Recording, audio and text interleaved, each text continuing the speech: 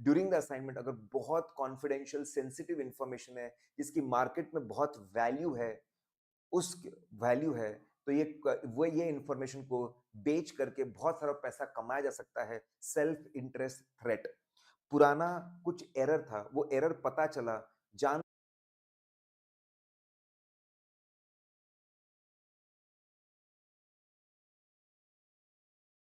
जानबूझ के उसको दुनिया को नहीं बताया जाता, नहीं तो खुद के फर्म का और खुद का रेपुटेशन खराब होगा। और हमारे जो ऑडिट करने के क्वालिटी कंट्रोल सिस्टम है, वो बदनाम होंगे, ठीक है? जानबूझ के नहीं बताया जाता, इसके चांसेस है, उसको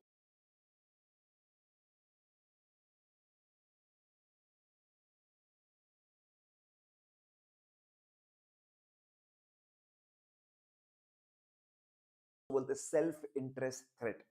फिर नेक्स्ट है सेल्फ रिव्यू थ्रेट। आपने ही अकाउंटिंग सिस्टम को बनाया, आपने ही पेरोल सिस्टम को बनाया, अब आप खुद ही उसको इवैल्यूएट कर रहे हो। Self review threat. आपने ही फिक्स एसेट रजिस्टर बनाया, आपने ही एएस की कंसल्टेंसी की, इंड एस की कंसल्टेंसी की, आप ही वो सब्जेक्ट मैटर चेक कर रहे हो। Self review threat. फिर एडवोकेसी थ्रेट। आप प्रमोशन कर रहे हो, लिस्टिंग करवा रहे हो, शेयर वैल्यूएशन करवा रहे हो, पैसा उठा रहे हो, इसमें आप भावुक होकर गलत इंफॉर्मेशन, मिसलीडिंग इंफॉर्मेशन दे सकते हो। Advocacy threat. फिर आप एडवोकेट बने हुए हो, आप लिटिगेशन लड़ रहे हो, सेबी में जाके केस लड़ रहे हो, केस लड़ते वक्त, डिफेंड करते वक्त झूठी, गलत, एग्जैगरेटेड इंफॉर्मेशन दे सकते हो। Advocacy threat. आप लॉबी कर रहे हो, आप गवर्नमेंट सबको कन्विंस कर रहे हो किसी लॉ के लिए जो आपके क्लाइंट के लिए बेनिफिशियल हो, उस चक्कर में आप गलत जानकारी दे सकते हो। Advocacy threat. जब आप किसी के एडवोकेट बनते हो तो झूठ, गलत चांस, एग्जैगरेशन के चांसेस हो सकते हैं। फिर familiarity threat. Close family members, close family members director बन के बैठे हैं, ऑफिसर बनकर बैठे हैं। फैमिलिटी थ्रेट। लंबे समय से क्लाइंट के साथ में हमारा एसोसिएशन है, हम लंबे समय से ऑडिट कर रहे हैं, 10 साल 20 साल से, उसके अगेंस्ट कैसे चले जाओ, सिंपैथी है। फैमिलिटी थ्रेट। हमारा एंगेजमेंट पार्टनर के बैठा है, ऑफिसर बनकर बैठा है, या फिर बहुत ही सेंसिटिव, वो खुद फाइनेंशियल स्टेटमेंट्स बना रहा है, सब्जेक्ट मैटर बना रहा है। फैमिलिटी थ्रेट। Intimidation threat. ब्लैकमेल करना, तूने गिफ्ट लिया था, पब्लिक डिस्क्लोजर कर दूंगा, सबसे खतरनाक। Intimidation threat. उससे थोड़ा कम, तेरे को निकाल दूंगा, डिसमिसल। Intimidation threat. मैं तेरे को नया काम नहीं दूंगा, तेरा तेरा काम, तेरे को नया काम नहीं दूंगा, तेरी फीस नहीं बढ़ाऊंगा, तेरे काम को प्रमोट नहीं करूंगा। Intimidation threat. इतने हम इतने बड़े एक्सपर्ट हैं, इतना नॉलेज है क्लाइंट के पास में, इतना ज्यादा नॉलेज है, इतना एक्सपीरियंस, इतना रेपुटेशन है, हमारे अगेंस्ट जा रहा है, तेरी हिम्मत कैसे हुई, तेरे को कौन मानेगा, तेरे को दबा देंगे। प्रेशर डालना, एक्सपर्टीज से प्रेशर डालना। Intimidation threat. फिर अब हम लोग वापस सभी थ्रेड्स को देखेंगे, लेकिन एक जॉब वाले के पॉइंट ऑफ व्यू से हम लोग देखेंगे। जो जो चार्टर्ड अकाउंटेंट जॉब कर रहा है उसके पॉइंट ऑफ व्यू से हम लोग देखेंगे। कंपनी जहां पे काम कर रहा है वहां पे शेयर्स में पैसा लगा है, लोन लिया है या दिया है, अपने शेयर्स, अपने पैसे को प्रोटेक्ट करने के लिए मैनिपुलेशन कर सकता है। Self interest threat. अपने रेमुनरेशन मिलना चाहिए, अच्छा बोनस, कमीशन, ईसॉप मिलना चाहिए, उसके लिए मैनिपुलेशन कर सकता है। Remuneration threat. सबसे beneficial financial, shares, debentures, bonds, investments को बचाना, रेमुनरेशन को बचाना। उसके बाद उसको बहुत सारे गिफ्ट्स प्रॉमिस किए, गिफ्ट्स मिलते रहे, इसलिए गलत काम करना। Self interest threat. एसेट्स का बेनिफिट उठा रहा है, वो बढ़िया घर मिल रहा है उसको कंपनी की तरफ से, उसका फायदा उठा रहा है, वो छोड़ना नहीं चाहता, उसका फायदा उठाना चाहता है। Self interest threat. फिर सेल्फ रिव्यू थ्रेट। उसी ने कंसल्टेंसी दी थी, अब वो उसी को इवैल्यूएट कर रहा है, उसने बोला था एमालगमेशन करो, और वो वही उस डिसीजन को इवैल्यूएट कर रहा है, खुद का काम खुद चेक कर रहा है। Self review threat. फिर एडवोकेसी थ्रेट। कंपनी के लिए प्रोस्पेक्टस बनाते बनाते वहां पे झूठी, अनसब्सटैंशिएटेड, मिसलीडिंग, एग्जैगरेटेड बातें लिख दे रहा है। Advocacy threat. बह गया है, ठीक है, अच्छा प्रोस्पेक्टस बनाते बह जाना। Family threat. Family members pressurise कर रहा है कि यार तू फाइनेंशियल स्टेटमेंट्स को बढ़ा चढ़ा के बता, उसको मैनिपुलेट कर। क्लोज फैमिली मेंबर्स प्रेशर डाल रहे हैं। फैमिलिटी थ्रेट। लंबे समय से मैं कंपनी के लिए काम कर रहा हूं, मैं कंपनी को आगे बढ़ा देखना चाहता हूं। फैमिलिटी थ्रेट। फिर इंटिमिडेशन थ्रेट। निकाल देंगे तेरे को, डिसमिसल। Intimidation threat. प्रेशराइज करना, तंग करना, परेशान करना, हर तरीके से गलत काम कर, इसको कॉन्ट्रैक्ट दे, उसको कॉन्ट्रैक्ट दे, ये अकाउंटिंग कर। इन्फ्लुएंस करना, इंटिमिडेशन थ्रेट। इसके अलावा अदर थ्रेट्स हो सकते हैं, पर्सनल ब्लैकमेलिंग करना, ठीक है, थ्रेट है। आप कंप्यूटर्स के साथ काम कर रहे हैं, लीक होने के चांस, थ्रेट है। ओवर कॉन्फिडेंट बन के लोग चलते हैं, गलत होने के चांसेस है, थ्रेट है। गवर्नमेंट का प्रेशर आ सकता है, थ्रेट है। इन सबको अदर थ्रेट्स बोला जाता है। फिर हम अगर बात करेंगे इवैल्यूएशन ऑफ थ्रेट्स, सबसे पहले आपको असेसमेंट करना पड़ेगा थ्रेट कैसा है। इसमें जो फर्म में काम कर रहे हैं, जो कंपनी में काम कर रहे हैं, उनका एनवायरनमेंट कैसा है, पॉलिसीज़ प्रोसीजर्स कैसी है, उसको समझना बहुत ज़रूरी है। उसका हेवी इम्पैक्ट होता है थ्रेट में। एनवायरनमेंट अच्छा है तो थ्रेट कम हो जाते हैं, एनवायरनमेंट खराब है, थ्रेट बढ़ जाते हैं। फिर देखना पड़ेगा acceptable level. Threat acceptable level का होना चाहिए। अगर एक रीज़नेबल इन्फॉर्म थर्ड पार्टी ऐसा मानती है कि हम प्रिंसिपल्स को कंप्लाई कर रहे हैं, उसके साथ कॉम्प्रोमाइज़ नहीं कर रहे, तो हम उसको एक्सेप्टेबल बोलते हैं। Reasonable inform third party test के बारे में बोलूँ, हम ये खुद भी टेस्ट खुद मन ही मन सोच करके लगा कि भाई ये पूरी इन्फॉर्मेशन मैं थर्ड पार्टी को दूँगा तो वो क्या सोचेंगे? या फिर मैं खुद किसी थर्ड पार्टी के पास जाकर उनसे ओपिनियन ले सकता हूँ। ये जो थर्ड पार्टी होगी, it need not be an accountant. ये एक बिज़नेसमैन हो सकते हैं, एक लॉयर हो सकता है, कंपनी सेक्रेटरी हो सकते हैं, एक रिटायर्ड आर्मी ऑफिसर हो सकते हैं, कोई भी हो सकते हैं। अगर मैं बात करता हूँ एड्रेसिंग थ्रेट की, अगर एक्सेप्टेबल लेवल का नहीं कुछ करना पड़ेगा, सबसे पहले क्या कहते हैं एलिमिनेट।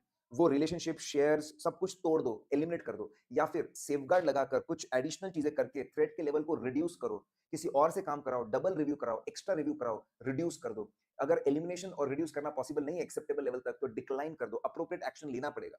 हम कोशिश करेंगे हम कोशिश करेंगे सेफगार्ड लगाने की, नहीं हो पाया एलिमिनेट करने की, वो भी नहीं हो पाया तो फिर हमको डिक्लाइन करना ही पड़ेगा। सिचुएशन टू सिचुएशन हमको कॉल लेने पड़ेंगे। अगर फिर मैं बात करता हूँ सेफगार्ड्स की, तो वहां पे शॉर्टकट है, ट्रैप करो थ्रेट्स को, सेफगार्ड करो, ट्रैप करो, सेपरेट टीम्स लगाओ। कॉन्फिडेंशियल इन्फॉर्मेशन चेक करने के लिए अलग टीम लगाओ, बाकी के लिए अलग टीम लगाओ। आप थ्रेट को कंट्रोल कर लोगे। रिसोर्सिंग, ज्यादा लोगों को लगाओ, ज्यादा टीम मेंबर्स को लगाओ, ज्यादा टाइम दो ताकि गलती ना हो। सेफगार्डिंग बोलते हैं। रिव्यू, एक बाहर से रिव्यूअर को लेकर आओ, पूरा काम चेक करो ताकि गलती ना हो। सेफगार्ड है ये। Trap, then a stand for another firm, दूसरे फर्म से काम करवाओ या फिर रीपरफॉर्म करवाओ। सेफगार्ड है ये। फिर आप एक काम करो, ऑडिट सर्विसेज एक अलग पार्टनर टीम से कराओ और नॉन ऑडिट एक अलग पार्टनर टीम से कराओ ताकि दोनों एक में कोई इन्फ्लुएंस ना करे, कोई प्रॉब्लम ना जाए। ये भी सेफगार्ड है। फिर हमने देखा NOCLAR, non compliance of laws and regulation.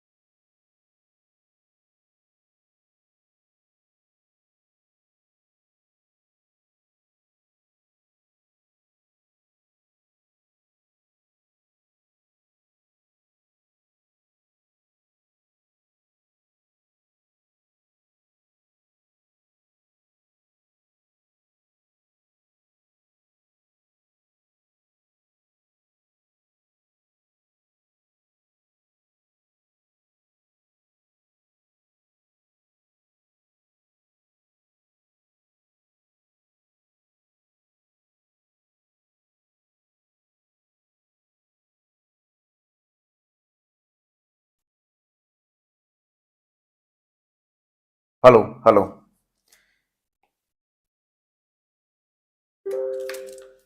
Good morning, everyone. I hope you all are doing good, mentally, physically fit, and fine.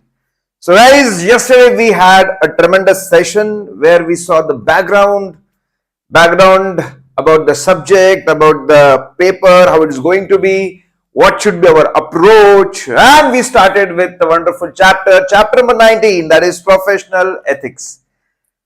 I expect that you should listen to audios on regular basis and at least 2 audios on daily basis. It can go up to 3 or 4 maybe, but you should listen to audios on daily basis, guys. This is going to be a big game changer in your preparation towards audit. Okay, guys.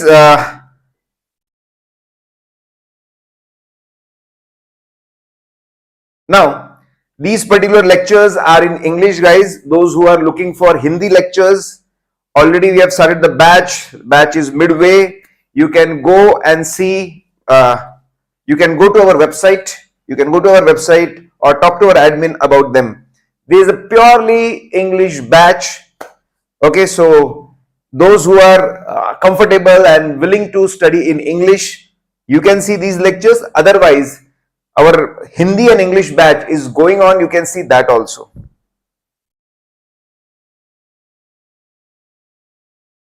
Okay, let's see, guys. So, yesterday we saw that a very simple thing, that there's a case study where a chartered accountant, he accepts bribes and he is not reporting NPA. So that's bad, really bad thing. He should not have done that. Okay. Then we saw introduction. What are ethics? What are professional ethics? They are very important to maintain the trust, and we have very beautiful code of ethics booklet and our motto Ya Esha Sapteshu Jagriti, that is based on ethics. And then we saw parts of the code of ethics booklet. There are 4 parts of code of ethics booklet. You should know about these parts because tomorrow you'll have to refer. Tomorrow you'll have to refer this booklet and take very critical calls. If you are in practice, you should know irrespective. In practice also and in job also. And its importance is going to increase more and more as we go ahead. Because a lot of unethical activities are going to take place, and then you have to save yourself, and to save yourself, to be on proper path, you will need code of ethics. Then we saw the structure also, how they are built. We saw that, and the thing which we were starting was fundamental principle. We were about to start fundamental principles which are given in code of ethics booklet. Okay, so guys, let's see fundamental principles given in code of ethics booklet. So these are 5 fundamental principles. This was the shortcut we were discussing yesterday. These are 5 fundamental principles. So they say that these fundamental ethical principles are extremely important. As chartered accountant professional, we are supposed to follow this to maintain dignity of this profession, importance of this profession. See, there's a difference between business and profession. In business, only profit is the objective, nothing else. But then when we talk about profession, definitely earning fees, earning money is one of the objective, but that is not the only objective. We have to balance things. We have to earn money also, but we cannot compromise. But we cannot compromise on our ethical principles, these fundamental principles. That's how our profession is different from the business. Okay. Now, let's see. The shortcut is Office of CBI. Office of CBI is going to tell us what are the 5 fundamental principles. O is for objectivity.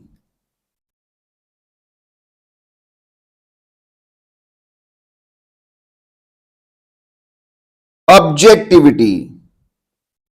C is for competence, professional competence, and due care. C is again for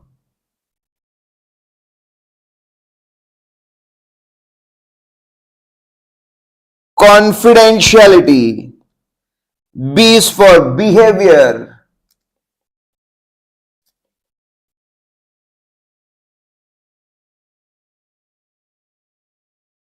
Professional behavior. I is for integrity. These are 5 fundamental principles. 5 fundamental principles, 5 ethical principles. We need to follow these principles, then only our conduct will be called as ethical conduct, ethical behavior. Now, what do you mean by objectivity? See, objective word has 2 meanings. One meaning is aim, goal, target.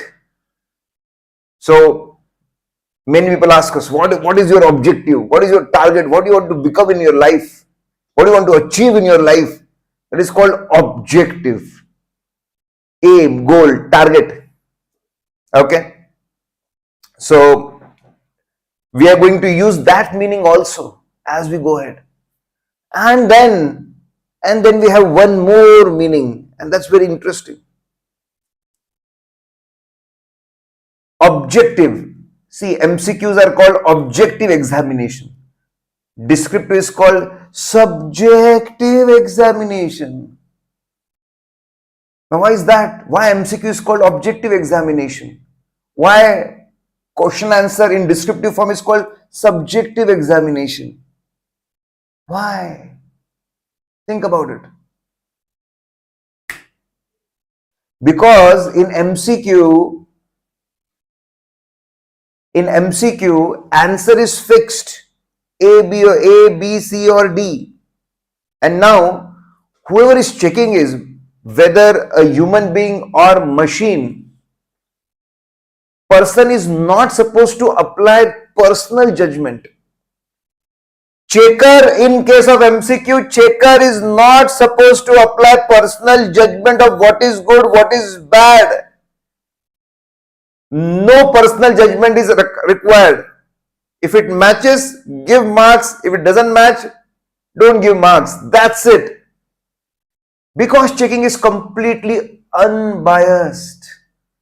Personal likings, disliking doesn't come into picture. That's why MCQ is called objective way of examination. But then, when it comes to descriptive, you write answer of 2 pages. But still, how many marks you will be getting, that depends. Who is the checker? If he is having adequate knowledge, whether checker is having adequate knowledge. If checker is not having adequate knowledge,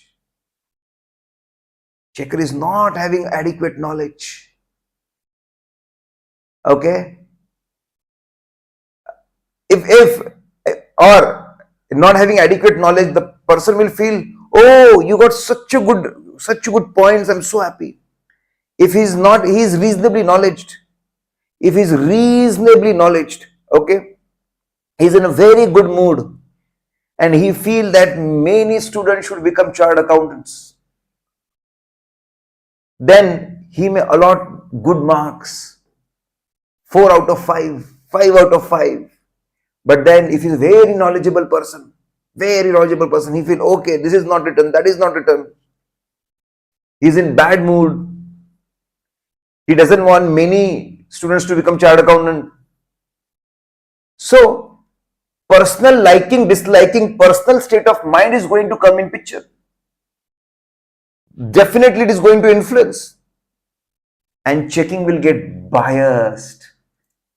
Checking will get biased. Okay, so that's why it's called subjective. So the other meaning of the word objective is being unbiased, being neutral, keeping past experience, keeping past prejudices. See, we all are prejudiced. We have perceptions. We have prior perception about things. Okay. Keep your prejudices aside, perception aside, personal liking, disliking aside, your personal relatives aside, whether the other person is your friend or enemy, keep it aside and go for unbiased, neutral decision making. That is called being objective. Then C is for competence. When you go for work, update yourself. You should be aware about latest company law amendments, latest banking regulation amendments. You should be aware about accounting standards, Ind AS, standards on auditing. And you should use all that knowledge and you should work carefully. So if you are keeping yourself updated and working as per the law, rules and regulations, ethical behavior incorporates this, being updated and working carefully. The next is confidentiality. Secret, non-public information should be preserved. It should not be disclosed to people. It may lead to heavy losses to your client. Take care of your client. Clients will get annoyed. They will get unhappy. They may not trust you. Don't do this. They will badmouth the complete profession. Professional behavior.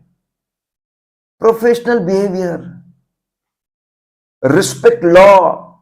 Everything should be done as per respect law, respect engagement letter, respect understanding, respect time limits, respect cost budgets, and work accordingly. Don't do anything which bring disrepute, bad name to the institute. Okay, that is professional behavior. We are going to see them. And last and very important, integrity. Be honest. When you communicate with people, when you make your reports, be honest. Communicate what is the truth. Write what is truth. Being honest and showing integrity. So these are 5 fundamental principles. These are 5 fundamental principles, 5 ethical principles where all the chartered accountants are supposed to follow these 5 principles, irrespective of whether they're in practice or whether they're in job. They're supposed to follow it because they're representing CA profession. So guys, let's see.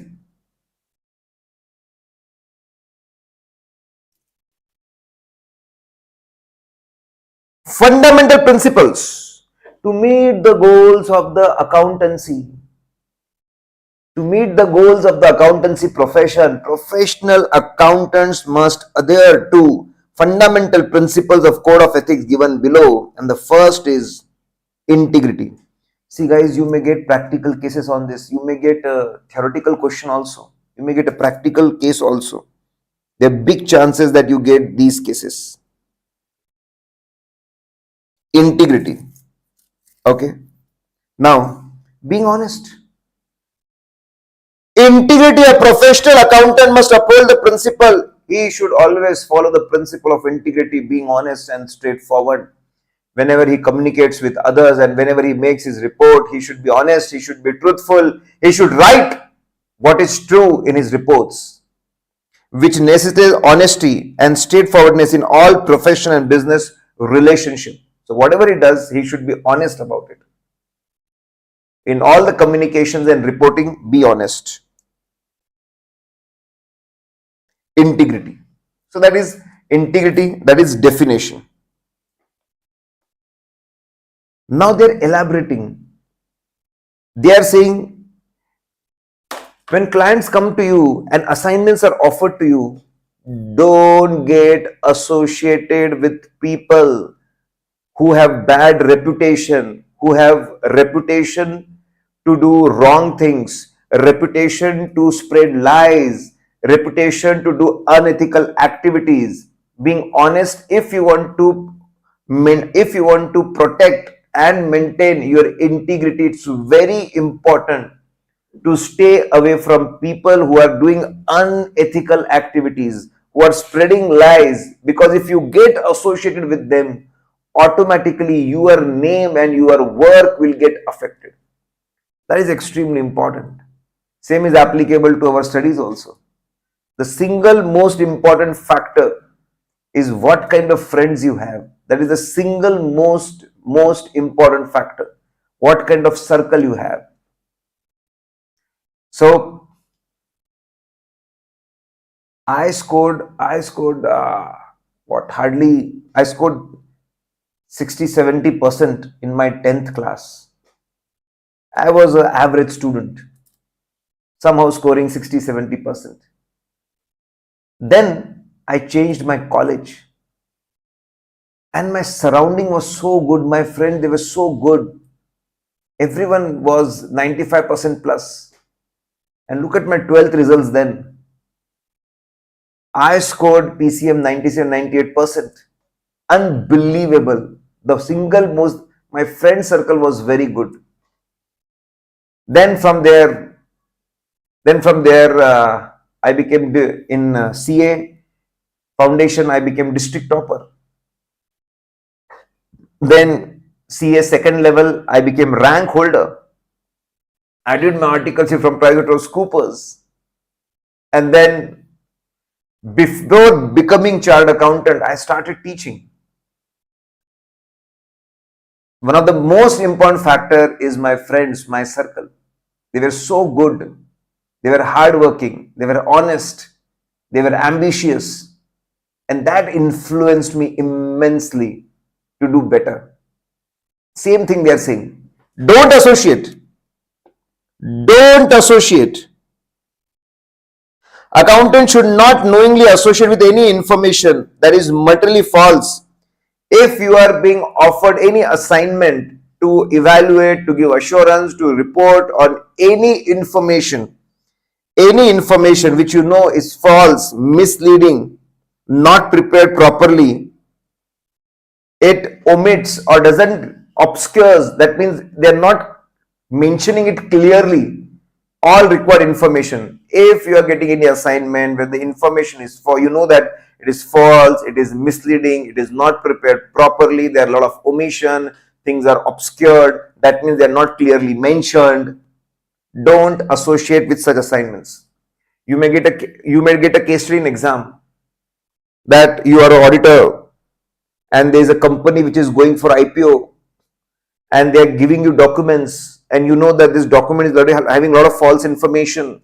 As an auditor, what will you do? Then you should refer that one of the fundamental principle is integrity, and as per integrity we should not get associated with such information that will be breach of integrity, and you will be punished for that. There will be breach of integrity, there will be breach of code of ethics.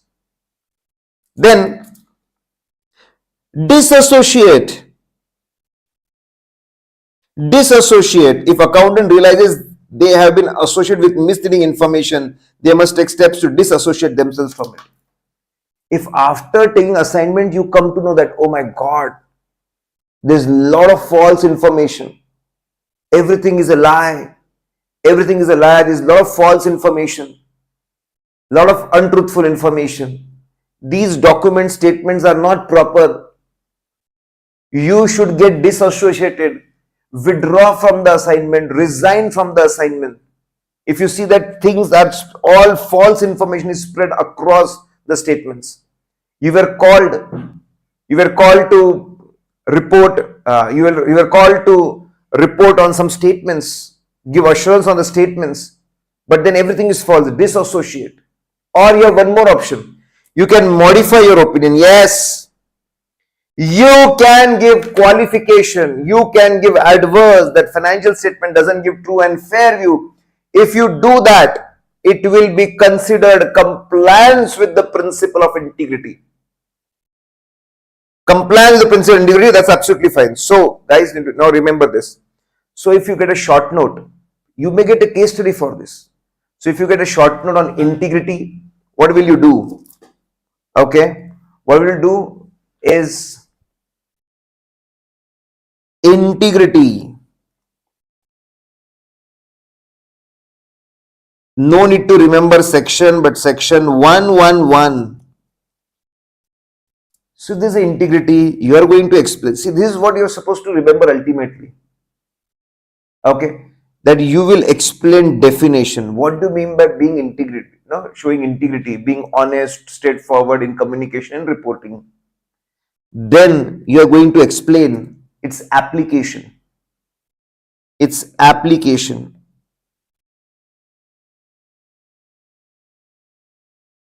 Don't associate.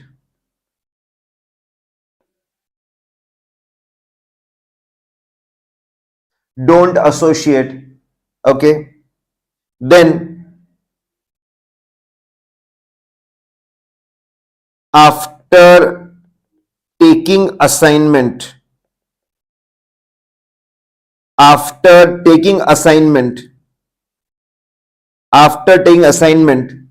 you may go for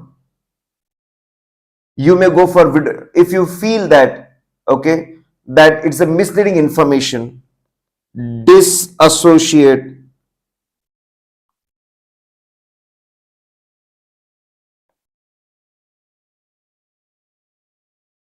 Disassociate or modify opinion. So this is what ultimately you should remember. Okay, very simple.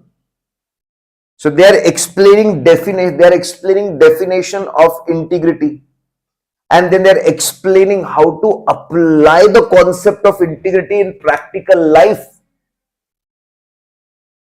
Not associating is an application of integrity. After accepting the assignment, if you find that things are not proper, you disassociate. Or you have one more option. You can go and modify the opinion. Okay? Okay, guys. So that was integrity. Now, next is objectivity. Objectivity. What do you mean objective? Being unbiased. Keeping your personal liking, disliking, relations, everything aside and making unbiased, neutral, proper decisions, judgment across the assignment. Whenever you're performing any assignment, that is called being objective. So again, you explain the definition. A professional accountant must adhere, section 112, must adhere to the principle of objectivity, which means not allowing any kind of bias, conflict of interest, or undue influence of others to compromise their professional or business judgment. So when you perform any assignment, audit assignment, review assignment, any particular assignment, accounting assignment, you have to make a lot of judgments. When you make these judgments, stay away from any kind of bias. Don't show any kind of favoritism, partiality towards anyone. Stay away from conflict of interest. So don't do two such roles which conflict with each other. Okay, you are also helping company to prepare something and you are also auditing it. That's a conflict of interest. Don't do such things. Okay, don't be under influence. Don't be under pressure of anyone. Being unbiased means staying away from any kind of bias, personal liking, disliking, staying away from conflict of interest, staying away from any kind of pressure. Okay. So don't bow down under any pressure and don't get carried away. Don't get carried away in personal liking, disliking, and personal benefits. Don't get carried away and don't bow down. Don't get carried away for personal benefits and don't get carried away and don't bow down in front of anyone. Okay, that's called being objective. Undue influence. So there's an application. If you come across any assignment where people are pressurizing you, if you come across assignment where you feel there's a lot of bias involved, you assignment of relatives is assignment of relatives is offered to you. See, these are principles. This is code of ethics. This is code of ethics, and this is discussing principles. This is code of ethics, guys, and this is discussing the principles. We are not talking about company law. See, company is not the only entity we do audit. We do audit for company also, we do audit for trust also, we do audit for proprietor also, partnership also, cooperative society also, and many different types of entity. Companies Act is only one type of entity. Company law is applicable only to one type of entity, and that is company. These principles are in general discussing overall thing. Some of these points will be disqualified under company law. That is absolutely fine. That is absolutely fine, guys. Okay. Now, so if you come across a situation where a lot of pressurizing is done to you, your relatives and friends are putting pressure on you, your relationships are putting pressure, you are being offered assignment, okay, of your friends, of your relatives. So friends and relatives, so there's a bias.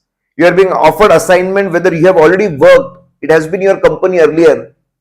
Again, there's a conflict of interest, or people are putting pressure on you that you have to do such kind of reporting.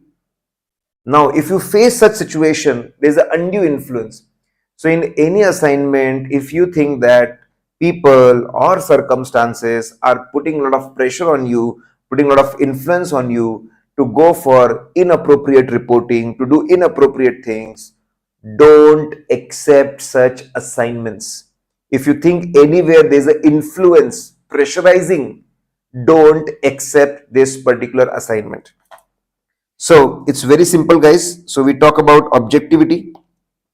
See, I understand there's a lot of theory involved. I understand that in the initial part, a lot of theory is involved. But then, guys, whatever we are studying as per ICAI study material. We are studying everything as per ICAI study material. Something which is given in study material is extremely important for us, and you should expect questions or theory questions or practical case studies on such things. We cannot avoid it. We cannot avoid it. And we are following the complete module in the same sequence. So we have to cover it first. Okay.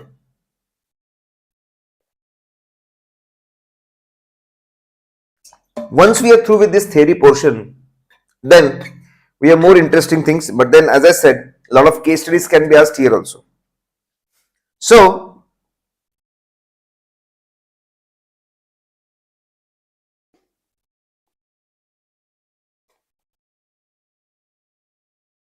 objectivity section 112.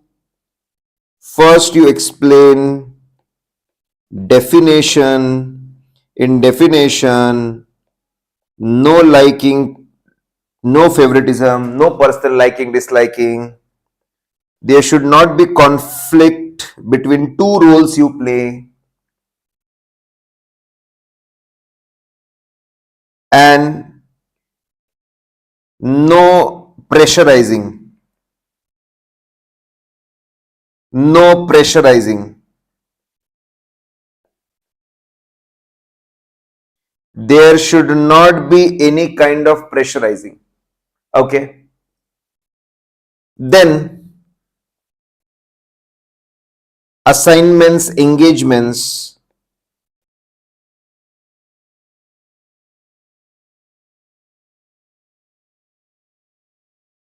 Don't accept assignments if there is undue influence. If there is undue influence. So you should remember only two things, that okay, I know the definition, and in practical life, if I am being offered assignments where a lot of biasness or conflicts or especially a lot of undue influence or pressurizing is involved, I should I should not accept such assignments.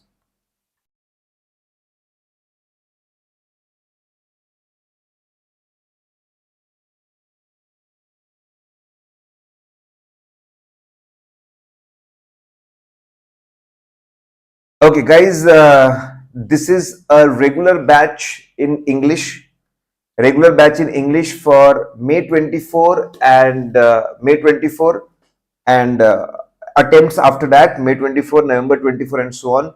So I won't be entertaining any other doubts right now here. If you got any doubts, okay, then you can simply go to Audit Guru Telegram channel, or we have made a group also. We have a Telegram group and you can go and post it there. I will resolve your doubts.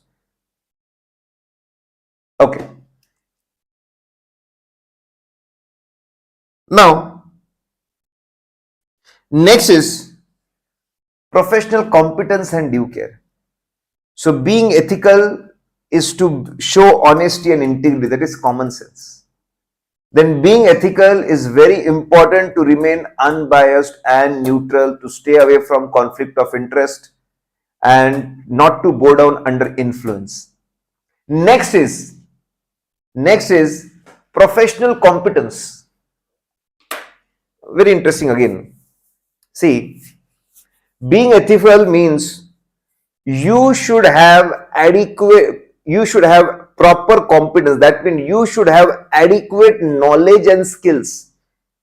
You should have adequate knowledge and skills so that you are able to perform the assignment as per the requirement of law, requirement of regulations, and requirement of standards. So law is the big thing, then the next thing is regulation, then the next thing is standards on auditing.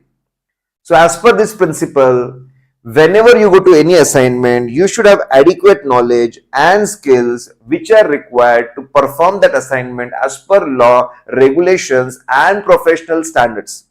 So you should have competence. You should have competence. A professional accountant must attain and maintain. He is supposed to attain and maintain professional knowledge and skills at the level required to ensure competent service to clients or employing organization to your clients.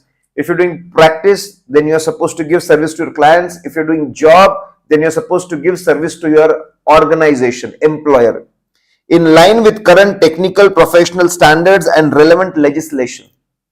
Okay, so that's important, that you should have adequate knowledge and skills. You should attain them.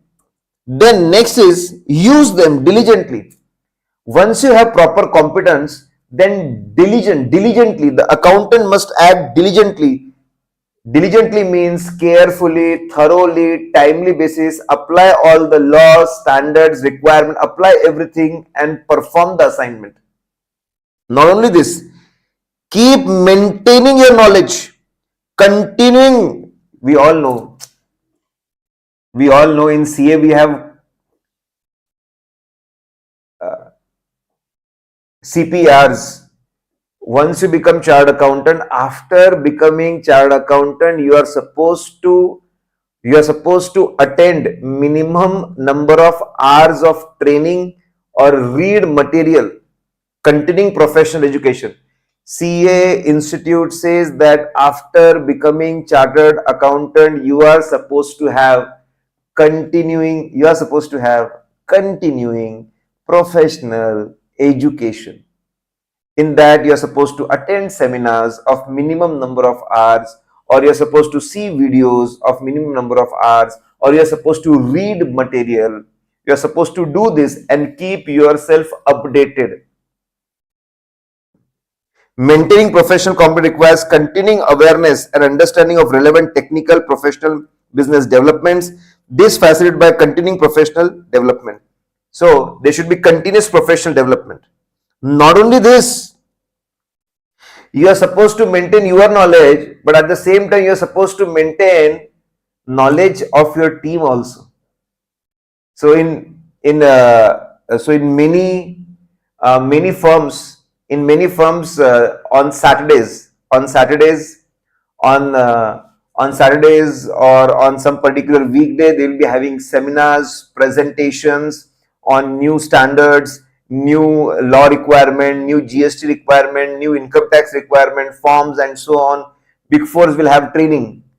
Should ensure reasonable step that working under their authority have appropriate training and supervision. Transparency. If necessary, the accountant should make client, the employing organization, other users of their profession aware of any limitation inherent in the services or activities. Listen. So you are supposed to work carefully. That's absolutely fine.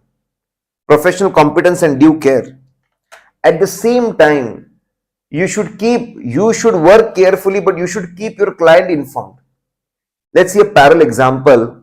So if you go to doctor will say that, okay, this is the issue, this is the disease or problem you are having, and I think that this operation needs to be done so that you are out of this disease, out of this problem. I have adequate knowledge and skills, I have infrastructure, I have people, but then let me tell you, there is a risk involved, there is a limitation, there is a problem that in 5% of the cases, it is going to relapse, it is going to come back. And if that comes back, then we need to operate again. We know that you are working carefully, but even after that, you are supposed to keep client informed about it. So you may get a case study in the exam. That a CA firm is not taking enough steps to keep his team updated with the latest changes, comment, and then you will say that the principle of professional competence is not being followed. Then you may get a case in exam that a chartered accountant is working carefully, and he doesn't feel like, because he's working carefully, he doesn't feel like informing limitations, shortcomings, problems which may arise in the assignment. You are not explaining the other part, the negative part. Again, that will be non-compliance of professional competence and due care. Guys, this chapter is extremely important because it's going to come. Professionals' competence and due care. Again, you will be explaining number one, definition of what do you mean by competence, that is adequate knowledge and skills so that we are able to perform assignment as per law, rules, regulations. See, I always talk in a sequence. I'll be always talking in a sequence only, guys. Okay. So definition, adequate, then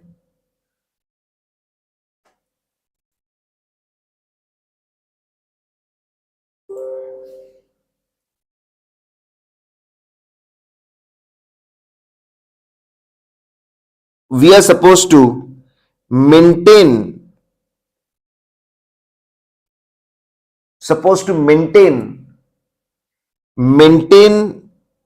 recent developments, become aware about the recent. See, we are writing, but then as I said, we already have a very good notes, we are going to follow that, but then as we write, we become more and more comfortable. Recent developments. Also maintain knowledge of the team members.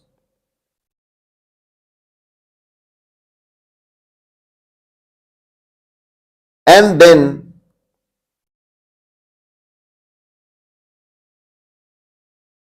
diligence,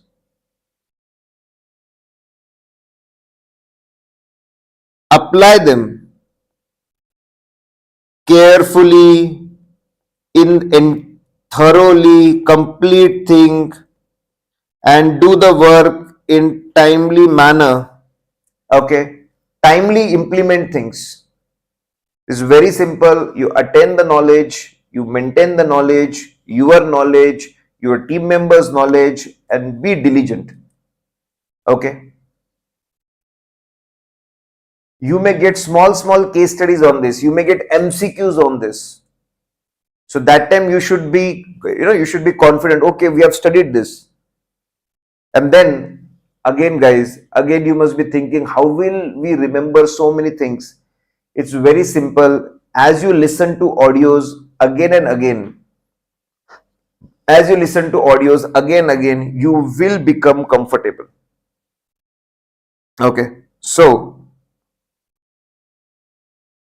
I will say that, okay, first maintain the competence, that is point number 1.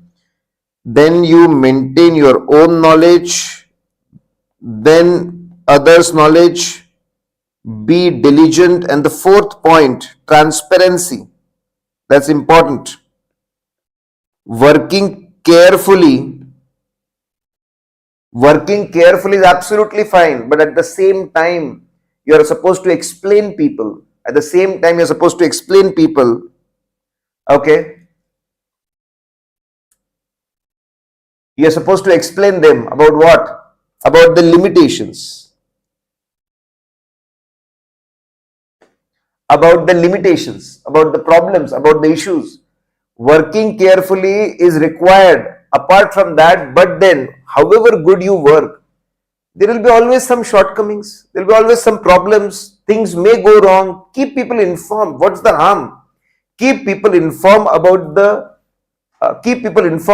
it. See, even I am going to give ABC analysis. Before exams, I also give ABC analysis. Okay. I work hard, I do everything. Then I come up with ABC analysis also. These are A category chapters, these are B category chapters, these are C category chapters, and so on. See, nowadays, they worry a lot. So if they have 100 minutes, they will worry for 90 minutes and study for 10 minutes. So they worry a lot. They keep worrying about everything. So they worry a lot, they're always anxious, and they work less. So how ABC analysis helps? So we say that, okay, don't worry. Let's do one thing. Start with the A category. At least start with these few chapters first. He at least starts studying. He stops worrying and at least he starts studying. So that way is okay, fine. He has started at least. At least he has covered A category. Now he is getting confidence to cover B category. And he may do important questions of C category. That is the objective. So I'm going to give that, but then I'm going to say that, okay, listen, don't get stuck to A. At least do something up to C. And if institute is in a bad mood, okay, all this ABC analysis, they may not work. But as per my experience, out of 4 exams, in 1 exam it won't work, 3 exams it works. But then if you have sufficient time, if you have started studying early, you should cover everything. Definitely. You should use ABC analysis to do smart studies, that you will spend more time on A, less time on B, and less time on C, and so on. The kind of things you are going to cover, you can use that analysis, but then show transparency. Then next is very interesting, guys. Let's face, guys. So we are studying starting portion of professional ethics, and it is all about beautiful, wonderful 5 fundamental principles. We have already seen integrity and its application. Then we have seen, after that, objectivity and its application, stay away from undue influence. Then about professional competence and its application. And then now we are seeing confidentiality. That's extreme. Guys, you will be getting a lot of cases, and lot of questions from confidentiality. Okay. Now we already know. We already know about confidentiality. The best part of the CA profession is, I think the best part, why chartered accountants are so successful.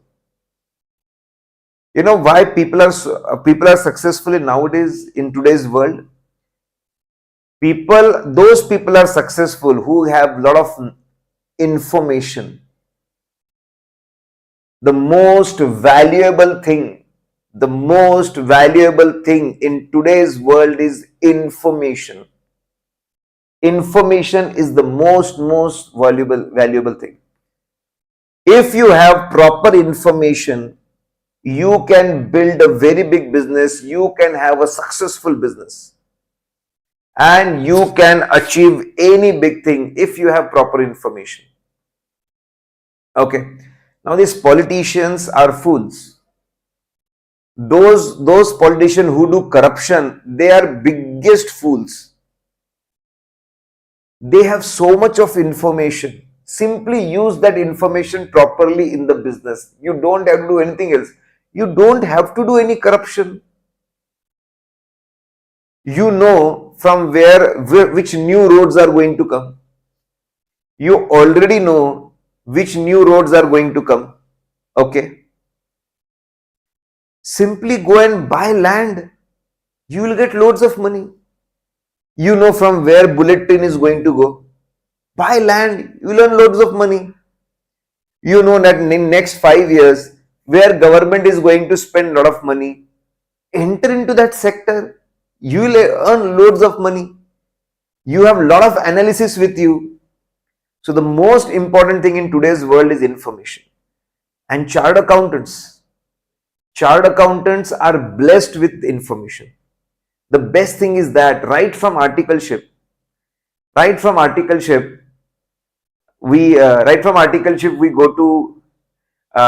go and meet the owners. We go and meet the owners of the business. We go and meet directors. We talk to them. We have access to so much of privileged information, from where raw material is coming, how these guys are doing production, how they are selling it, what is their USP, what is their profit margin, what is their production process, what is their marketing strategy, and everything, what is their advertisement expenditure. We have so much of information. We are given this information from early stage. And that's why chartered accountants are so successful. Take my words, guys, apart from technical knowledge will be 50% required in practical world. Next 50% is information and judgment. What kind of information you have about people? What kind of information you have about people, about the conditions, about the market, okay, about the businesses, and what kind of judgment you can make. Whether the person is someone you should work with, whether this business is something I should go into. Next to important thing is going to be information and your ability to make wonderful judgments. Will this product work? Your judgments. Will this pricing work? Your judgment. Will this advertisement work? Judgment. Whether this production technology will work? Judgment. Okay, anyways, guys. So, right from articleship, everywhere we are blessed with this. The secret to success is information. But then it's great. During the articleship, everything we get information, we learn a lot. There's no harm in that. You can learn a lot. But then you cannot disclose this information to anyone else. You cannot disclose this information to anyone else. You cannot misuse this information to get unethical gains in the share market or anywhere. So, we are supposed to maintain confidentiality.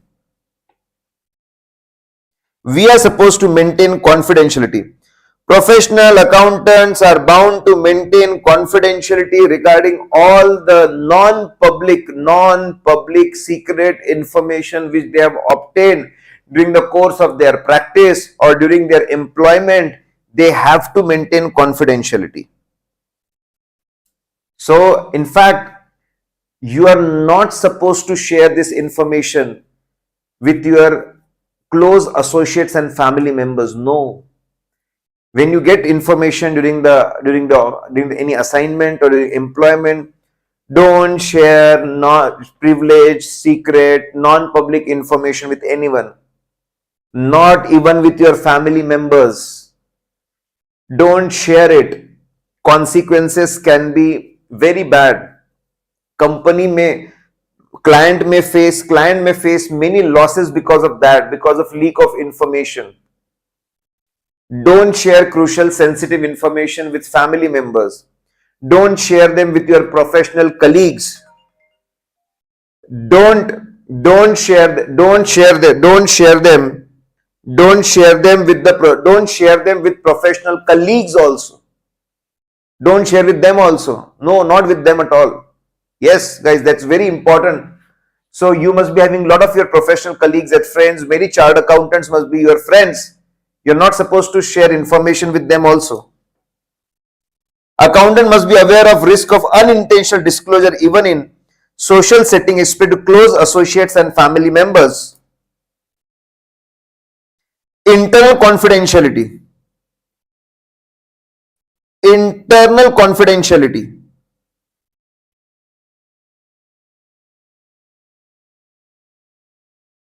So you may get a case that you learned something in your assignment and you're sharing as a education, you're giving all the details to some of your professional colleagues. Not allowed. Accountant must preserve confidential info within the firm or employing organization. Even within the firm, if you're doing some assignment, don't go and share sensitive information to other team members, to other teams. See, in a firm, there'll be multiple teams. Like in PricewaterhouseCoopers, there were multiple teams. So we were team of around 30 professionals, chartered accountants and articles, and there were something like 6 such teams. So around 200 guys were in the Mumbai office in audit that time. Now it is huge, not just 200. So around 250 people were there. So we had multiple teams. Don't go and share this information with the other teams. And if you're a chartered accountant working in a company, don't go and share with the other departments. Don't share sensitive information. Unless it is a part of the work, don't share it. Don't share it with the prospective clients. Don't share it with the clients you're going to get. Don't try to impress them. Don't try to impress them by giving confidential. You may get a case. You impressed a client, you impressed the employer by giving a confidential information from your client or your employer. If you're into practice, I'm talking about clients. If you're into job, I'm talking about the employer. Don't misuse it. Accountant should not use confidential information for personal gain or benefit of third party, and this obligation continues even after professional employment has ended. Even once relationship ends, then also you're supposed to preserve confidentially. Additionally, their staff and advisors respect this duty of confidentiality. You should do it, and your staff and advisors should also do it. So guys, again, so if I study here, then you should, again, there is a definition that you are supposed to explain, that non-public information. Then very important, your family members and close associates, they are very close to you. Then next I will say that next in closeness is your other teams within the firm. Don't share with them also.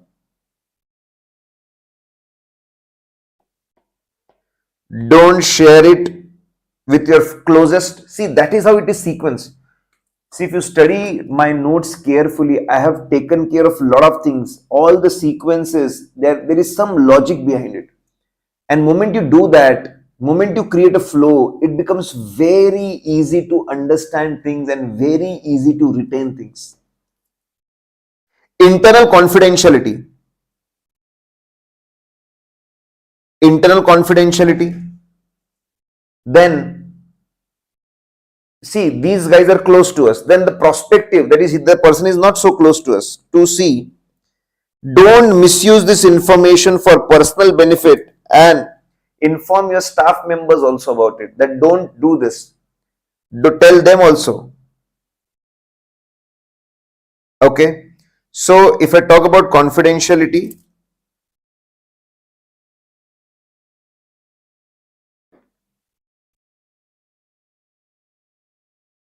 first is you're supposed to explain the definition, then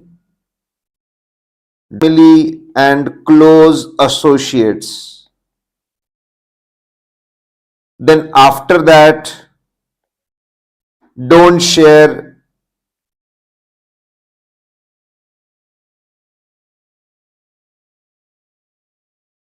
within entity. Within entity.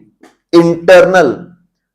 Don't do internal sharing. Don't share information with other teams. Don't share from prospective clients or employer. Don't misuse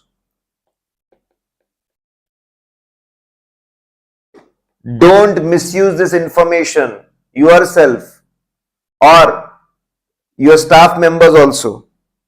Don't misuse information.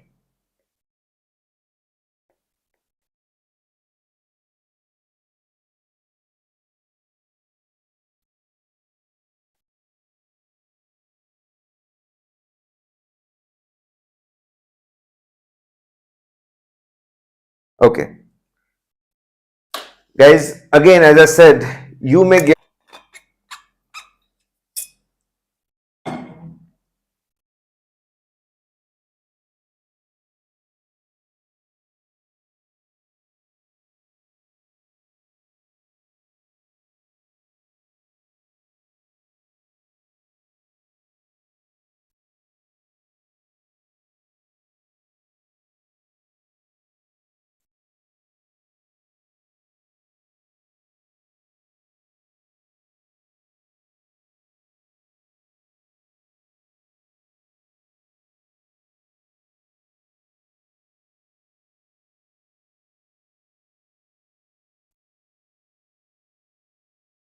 now. Next is a very interesting thing. Again, guys, I expect a lot of questions, lot of case studies from confidentiality. Okay. Breach of confidentiality. Breach of confidentiality. And now from inter, you must be studying, okay, we can breach confidentiality, and there are two exceptions to it. So you must be studying it. There are two exceptions to it. There are two exceptions. One exception is if it is required by law. If it is required by law. And the other exception is, first exception is if it is required by law. And the next exception is if it is permitted by the client. Okay. Now this code of ethics have gone in great detail. Code of ethics, because see, it is a copy of international code of ethics. It is copy of international code of ethics. We are simply following international code of ethics. We are saying to the world that we are in line with you. We are following all these big principles. Okay. So you may get a case. You may get a case where there are some allegations on you. There are some allegations on you that you have not worked properly. You have not done audit carefully. You have not prepared financial statement properly. So there are allegations on you. And so can you disclose some confidential information to protect yourself? Think about it. Can you do that to protect yourself? There's a question mark. There's a very important question, practical life problem, how to handle this situation. What code of ethics says about it. Then, see what code of ethics says. See, these are very tricky. These are very tricky situations.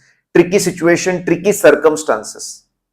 In exam, they are going to specify answer as per code of ethics. What should be done as per code of ethics is one thing. But then when it comes to confidentiality, we have to go and look into CA Act also. CA Act also. So in practical life, you have to see what code of ethics is saying. You have to see what CA Act is saying. You need to present it in the front of the court of law, and then decision will come up whether such thing is allowed or not.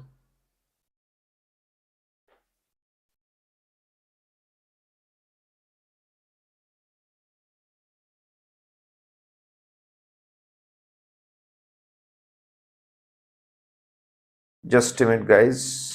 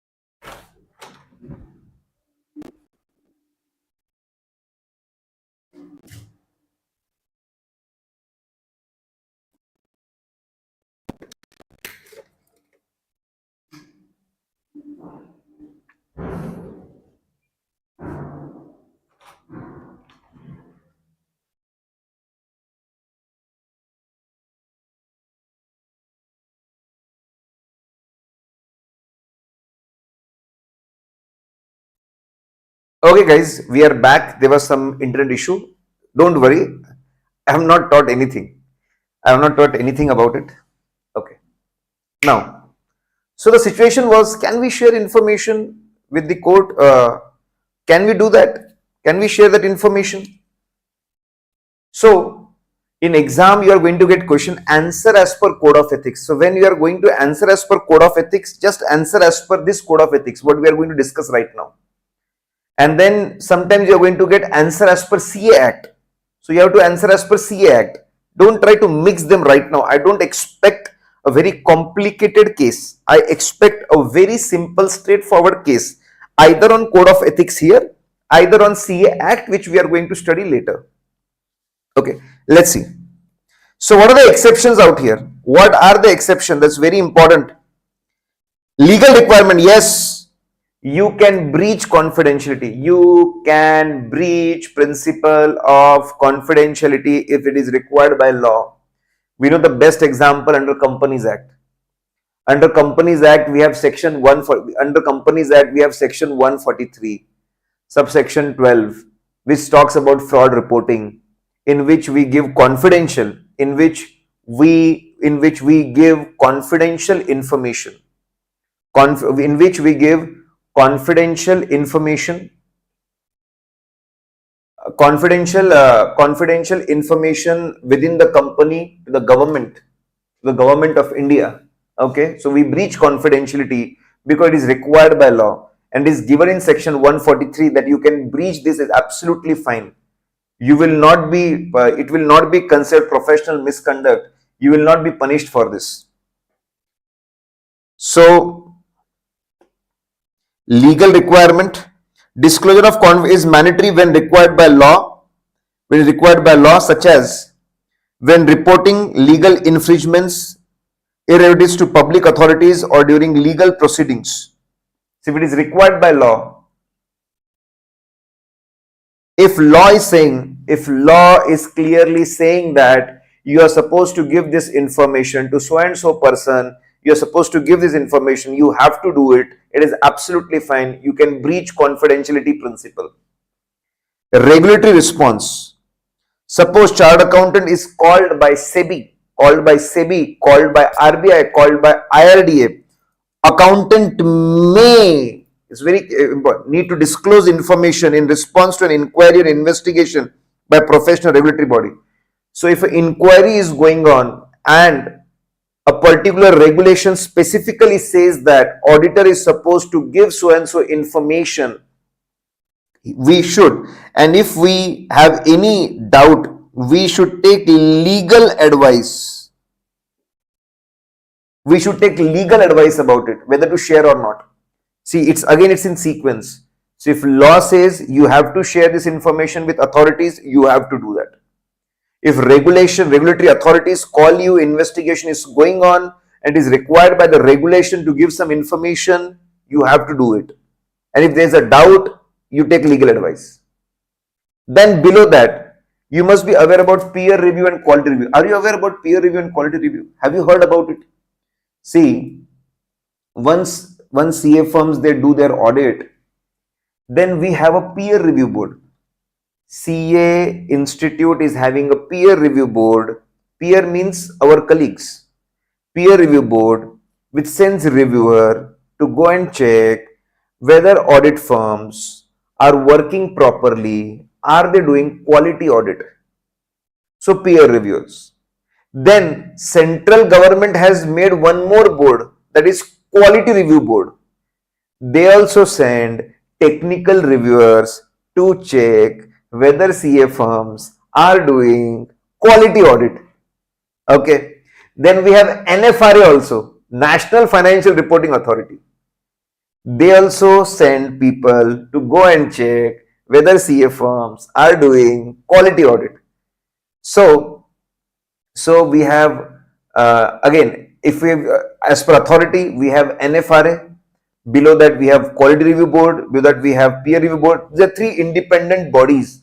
Authority wise, NFRA is the strongest. Then we have quality review board. Then we have peer review board.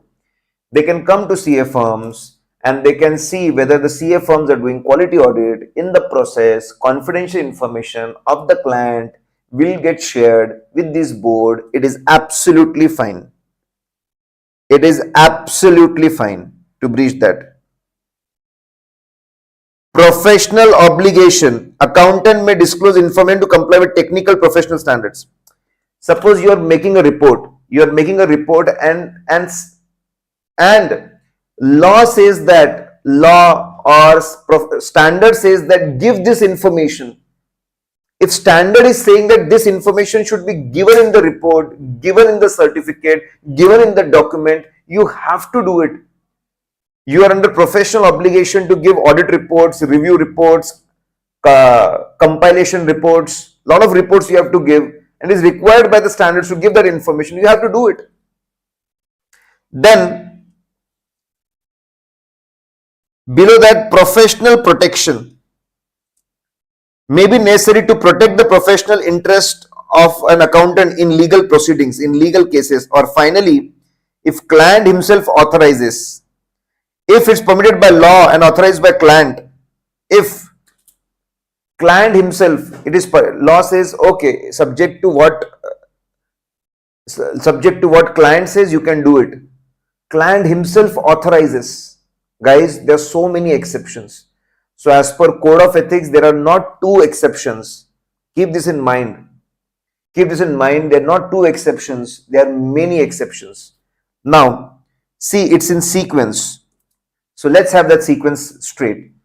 The biggest thing across when I teach, the biggest thing is law. So if law says, you have to do it. If there's a legal requirement, you have to do it. Now below that, regulatory authorities. If regulatory authorities call you, they explain regulations, they are justified, you have to do it. Then below that, there are review authorities, NFRA, peer review, quality review.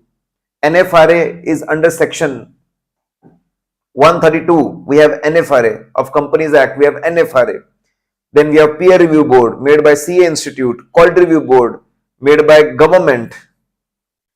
Then below that, suppose there are standards which say that when you make reports and certificates, you have to give this information. You have to do it.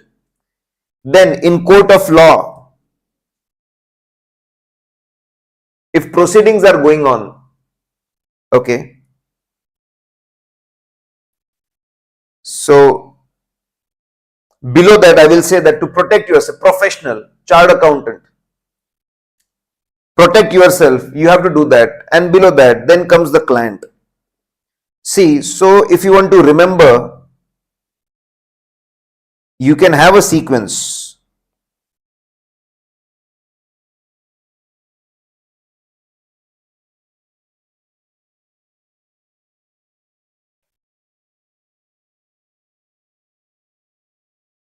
You can have the sequence. See, exceptions.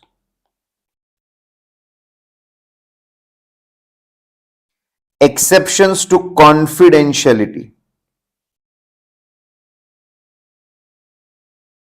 Exceptions to confidentiality. In sequence of importance. In sequence of importance. So the most important is law. If law is saying to breach it, do it. Then regulatory authorities. If regulatory authorities are saying it, do it. Then review authorities. Then professional obligation because of standards. Standards, technical professional standards are saying to do it. Then below that,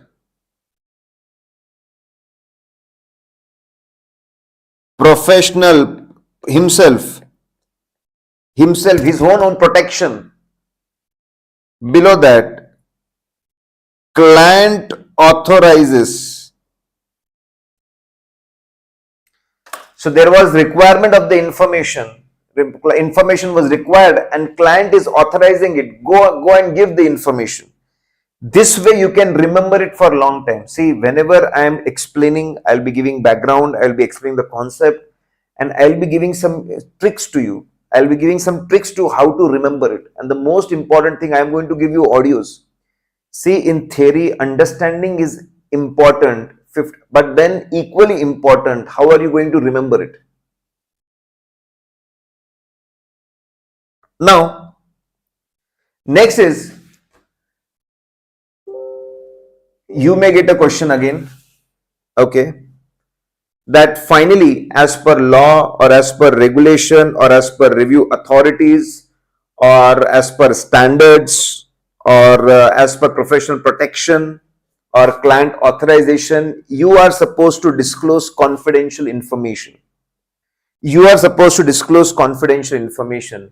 What factors, if you are deciding, if, okay, you are trying to make a decision, you're trying to make a decision whether whether to disclose confidential information, whether to disclose confidential information. What factors you should keep in mind? Think about it. You are in a dilemma whether to disclose it to regulatory authorities. You are in dilemma whether to give it to the court to protect yourself. You are in a dilemma. So you're in a dilemma whether to disclose information or not. What factors will you keep in mind? They're common sense based, very simple, straightforward. What factors you will keep in mind?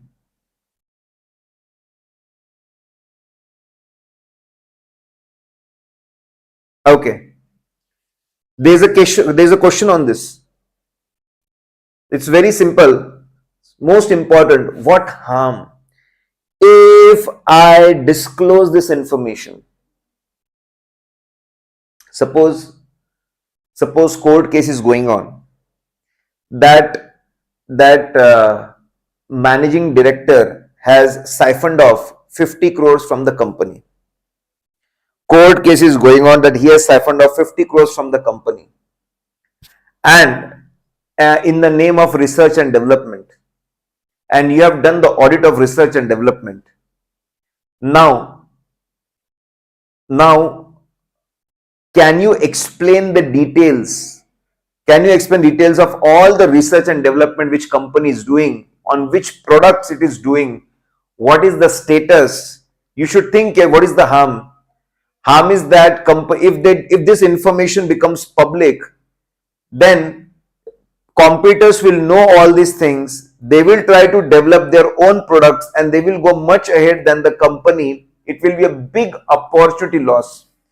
You should think what will be the harm to the company, how big will be the harm, how crucial, how important will be the harm to company, what harm to the company, what harm to people involved, what harm to government. You are supposed to think about it. What will the harm to different parties? And okay, so you feel that harm is much less than the benefit overall. Then you should think next is this information which I am going to disclose, am I confident about it? Am I confident? Am I having sufficient evidence to prove that this information is reliable, this information is appropriate?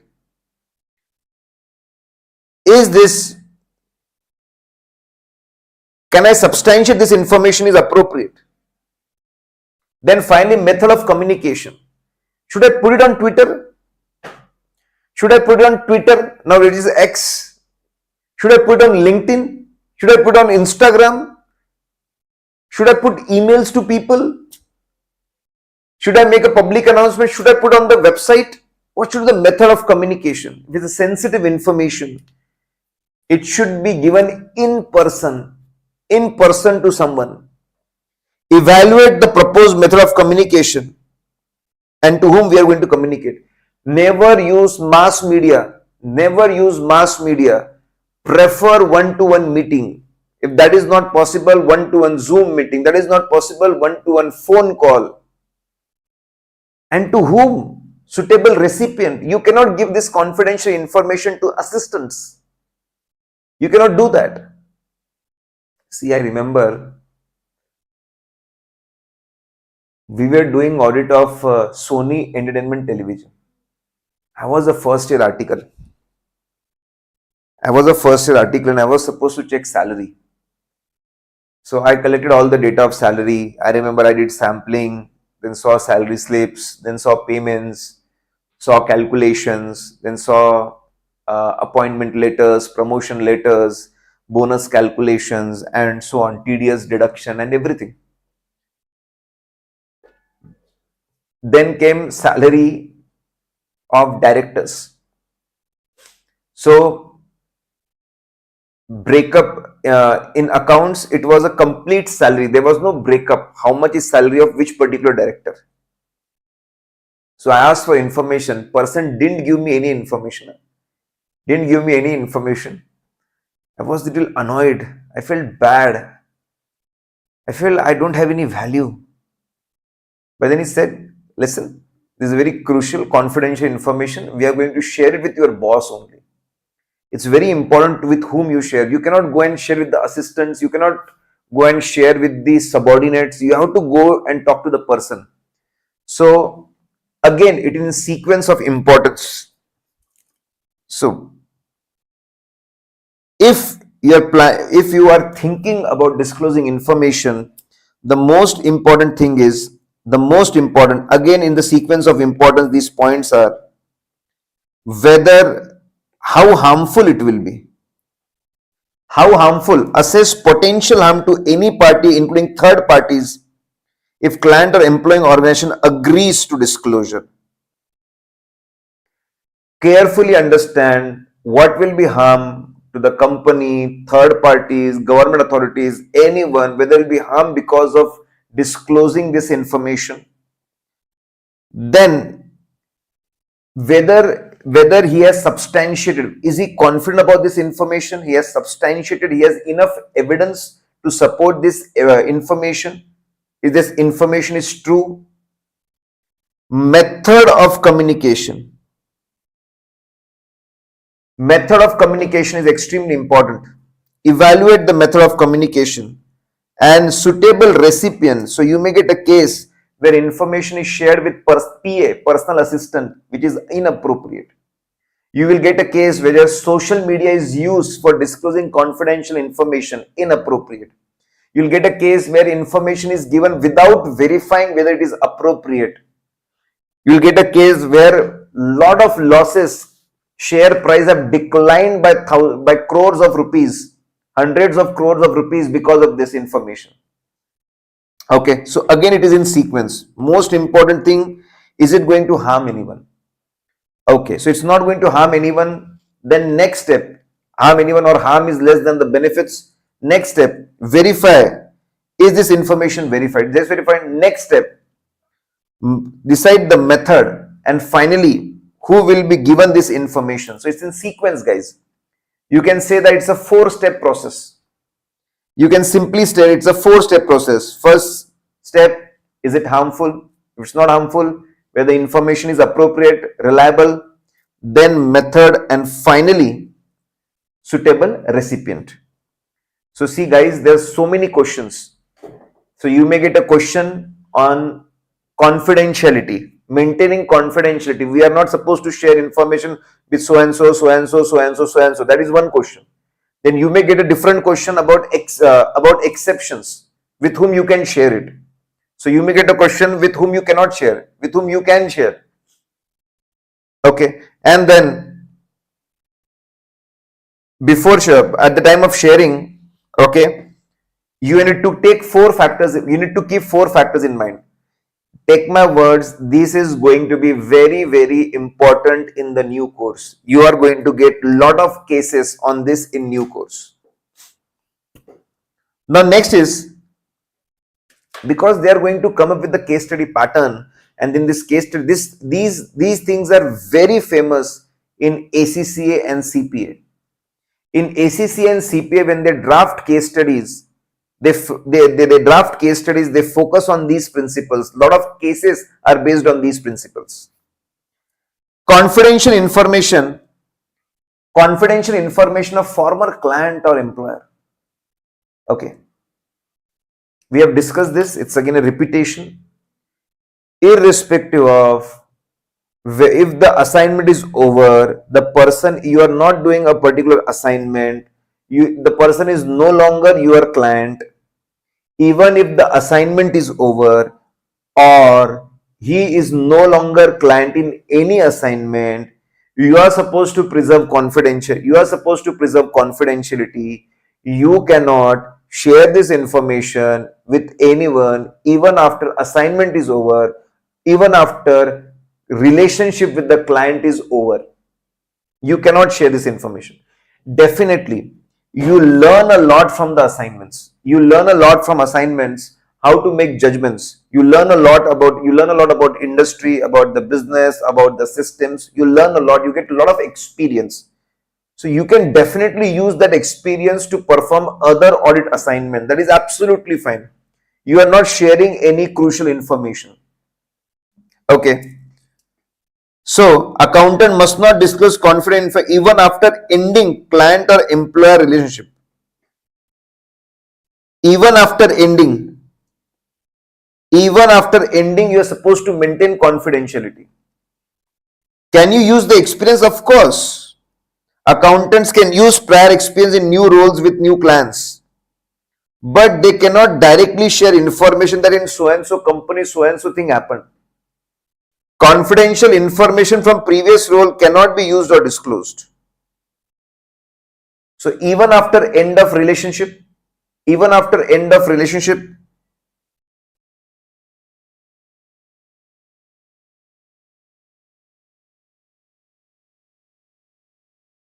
even after, you can have this heading also, even after end of relationship, don't share information. Using experience, absolutely fine. But sharing information, not allowed. So even after, this is the first point. Then second point, you can use experience, but you cannot definitely share information with anyone. Next is, guys, Professional behavior. Professional behavior. See, this is the last fundamental principle. So there are 5 fundamental principles. CBI office of CBI, objectivity we have seen, stay away from undue influence. That was the application point. Then competence we have seen professional competence and due care. Then confidentiality we have seen now. Professional behavior and integrity we have seen. Professional behavior. Simply respect. Professional behavior means people will come to you with the assignments. They will give you assignment. They will give you work. They will give you audit work. They will give you accounting work. They will give you taxation work. They will give you finance work. Okay. Respect the law. If this is, see, when it comes to audit assignment, Companies Act law is applicable. Bank audit, banking regulations are applicable. Respect the law. Do things as required by law. Respect terms of engagement. In terms of engagement, there was a timetable. Please follow that timetable. Be professional. Respect terms of engagement. In that it was already specified. These are a budgeted number of hours. This is the fees. Respect the time budget. Respect the fees. That is professional behavior. Don't do anything which brings disrepute to the institute. So again, I remember one of our colleagues, okay, he was sent, so I was in articleship with PricewaterhouseCoopers Mumbai office. And I was second year article, and a third year article was sent to Indore. From Mumbai, he was sent to Indore to do audit, and the assignment was of around 10-12 days. So this guy, he went there. A good hotel was booked for him for 10-12 days. He was very comfortable out there. And every day after finishing the work, he used to come in the evening, hotel room, and he used to make calls to his close friend living in Delhi. So during that time, STD charges means when you calling from one state to another state, then heavy charges used to get applicable. Okay. And if you're in a hotel, these hotel guys are going to charge humongous money. Humongous. They're going to charge huge.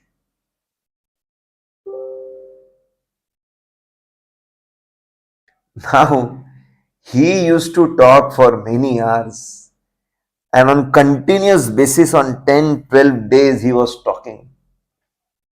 Now you guys know better. Some of you must be having that love virus. Okay. Please, if you want to succeed in CA, stay away from such virus. Okay.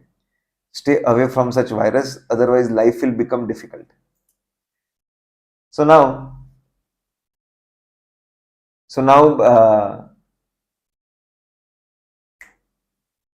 this problem once he came back, along with that, client's manager also came, that your prince was staying with us, and in 12 days the amount of calls he have made, hotel bill for telephone is 20,000 rupees. 20,000 rupees. Now that was not a professional behavior. Complete mockery of professional behavior. So our associate director, left, right, center, he scolded that person like hell, and he was made to pay 20,000 rupees to the client. Client is not going to bear it. PwC is not going to bear it. You are going to bear it from your own account, and you are supposed to pay. If you don't pay, you will be terminated. And then we remember a mail was sent to everyone that you should never use telephones given by the client for personal use, not even for official purpose. Don't use much for official purpose also. If you want to use phones, use your mobile phones, and if you feel that charges are heavy, take prepaid cards from the office, or recharge vouchers from the office, but please don't misuse facilities given by the client. Same thing is written here, guys.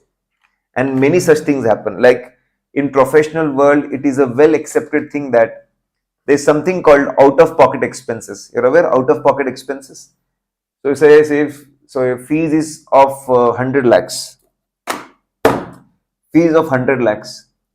then around 10%, 10 lakh rupees, around 10%, 10 lakh rupees will be allowed as a out of pocket expenses. But if someone goes and does 25, 30, 40% as out of pocket expenses, then that is not good. That's not a good thing. Okay, let's see, guys. Compliance. Professional behavior means compliance with the law and regulation and avoid any conduct that could discredit the profession. Respect law, respect engagement letter, and don't do anything which discredit the profession. Should not engage in activity that could harm integrity, objectivity, and reputation. Please don't do anything which bring disrepute to the institute, to the profession, or you will be called person, you are leaking some information, giving some information to others, you are working, you're taking care of the personal things, you are helping your friends and relatives at cost of the client. Please don't do that. In fact, now this application portion, that's very important. Application portion. So this is 1A, 1B. This is simply what do you mean by professional behavior. And now the application portion. Promotion. When promoting personal work, an accountant should not bring profession into disrepute.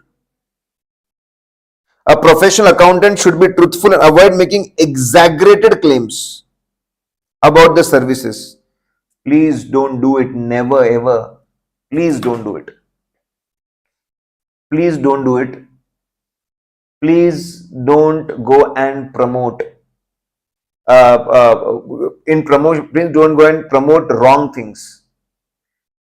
So when client comes to you, they're planning to take their services, and you are pitching them. You are pitching them. You are giving them information.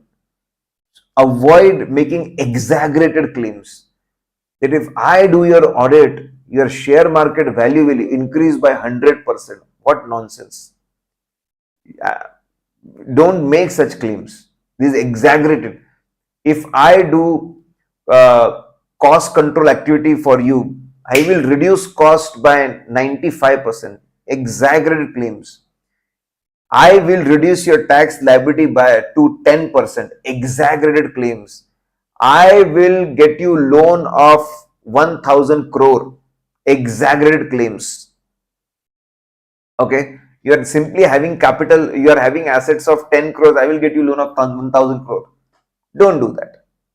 So when you're promoting, don't make exaggerated claims. This is ultimately it's going to in some time it will be proved that it was all false. It will be proved that it was all false. And if it is proved that it was all false, you bring disrepute to the institute. Respect others. Don't make.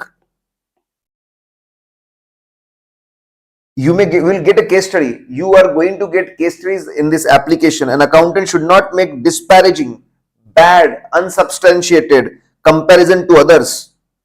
Fouling, using bad language, bad things about others. Don't do that. Guidelines. Accountants must not violate advertisement guidelines issued by the Council of the Institute. So we are going to study this about the guidelines. So this This is all about promotion only. Don't do wrong promotions.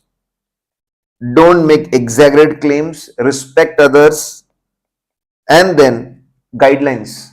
Follow when you're advertising, you have to follow CA Act.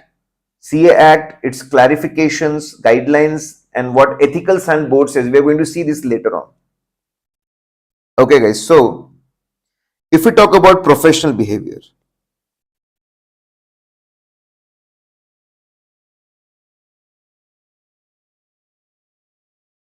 so if you're talking about professional behavior,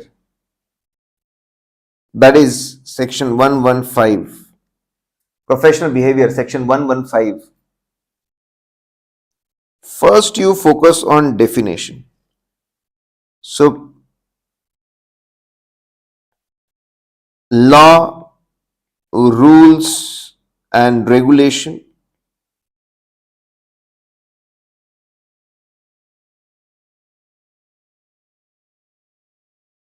terms of engagement,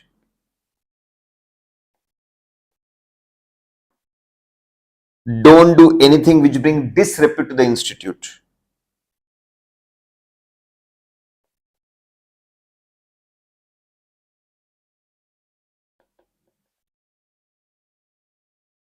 Disrepute to institute. So you focus on that first, and then you start about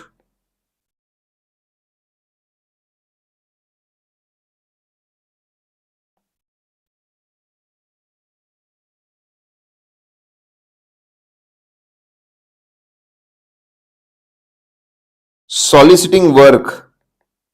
Don't make exaggerated claims.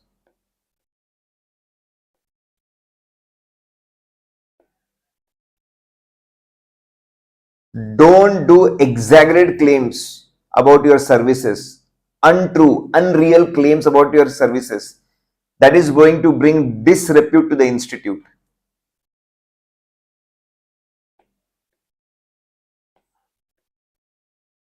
Avoid disparaging,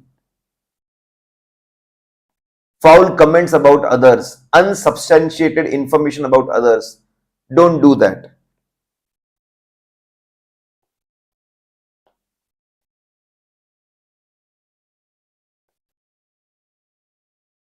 Then follow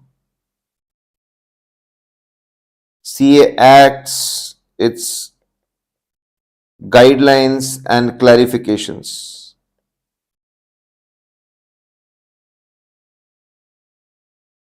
Ethicals and board, again, see, if you do grouping, you remember things for, you're going to remember things for longer period of time if you do grouping thing.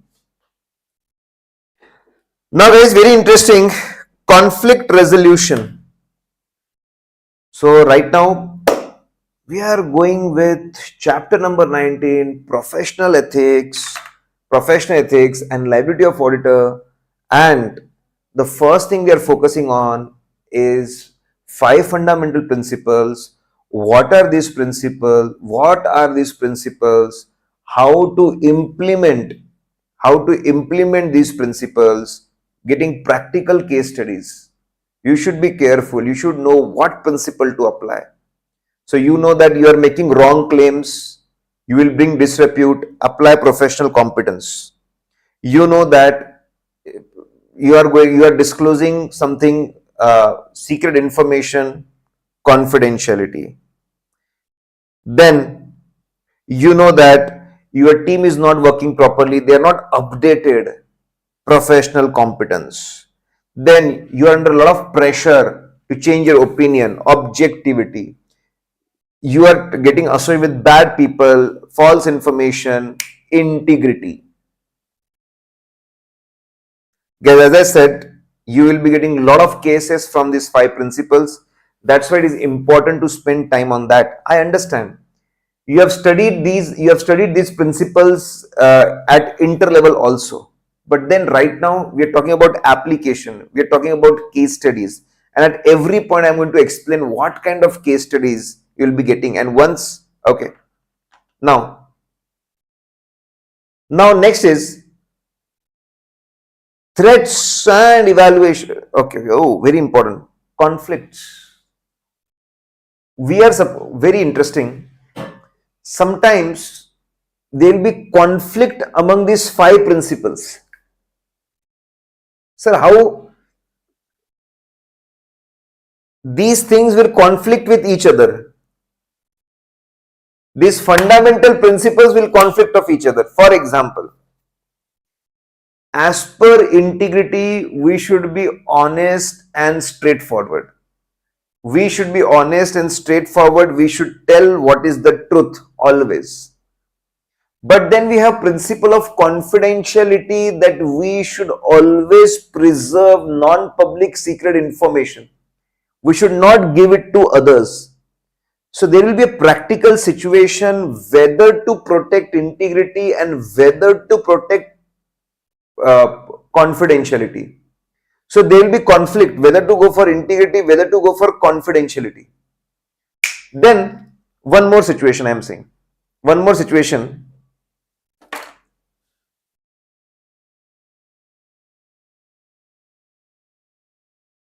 The concept of professional competence.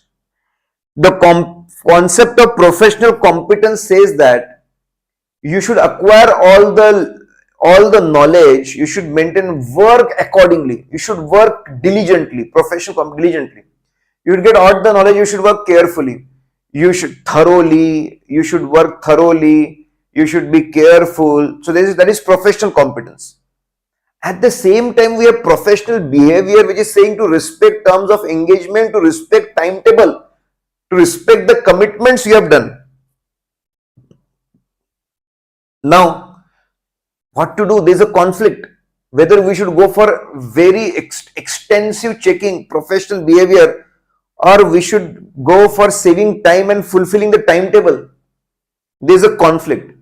So during the course of profession, whether it is practice, or whether it is practice or whether it is job, you are going to come across the situation where there will be conflicts amongst the fundamental principles. What will you do in such case? What will you do as a chartered accountant? Now these are very tricky situations. You need to sit down, understand the situation, understand what principle says, understand what things are going wrong, and you have to balance these things. You have to balance these things and you have to take a decision. Okay, take decision. The conflicts will arise, but definitely you should document. This was the conflict. I had discussions with so and so people. This was the input. This was the analysis. This is the conclusion. Everything needs to be documented carefully. So if tomorrow someone comes and questions you, you should be able to explain why you made such decisions. Let's see, guys. Conflict resolution between fundamental principles. So we know that chartered accountants are supposed to comply with 5 fundamental principles. They're supposed to comply with 5 fundamental principles. The conceptual framework provides the approach for now the conceptual framework. See, what we are studying is principle and how to apply those principles. That's called framework, basic principles. The conceptual framework provides the approach for accountants to assist in complying with principles. We are supposed to comply, and for compliance we have a complete framework. But then sometimes conflicts may arise. If conflict arises between fundamental principles, accountants should consult with relevant parties, including those within the firm, those charged with governance, the institute or legal counsel. So, if there is a conflict, the most important thing is to consult, to discuss. So go to the colleagues in the firm, maybe discuss with them.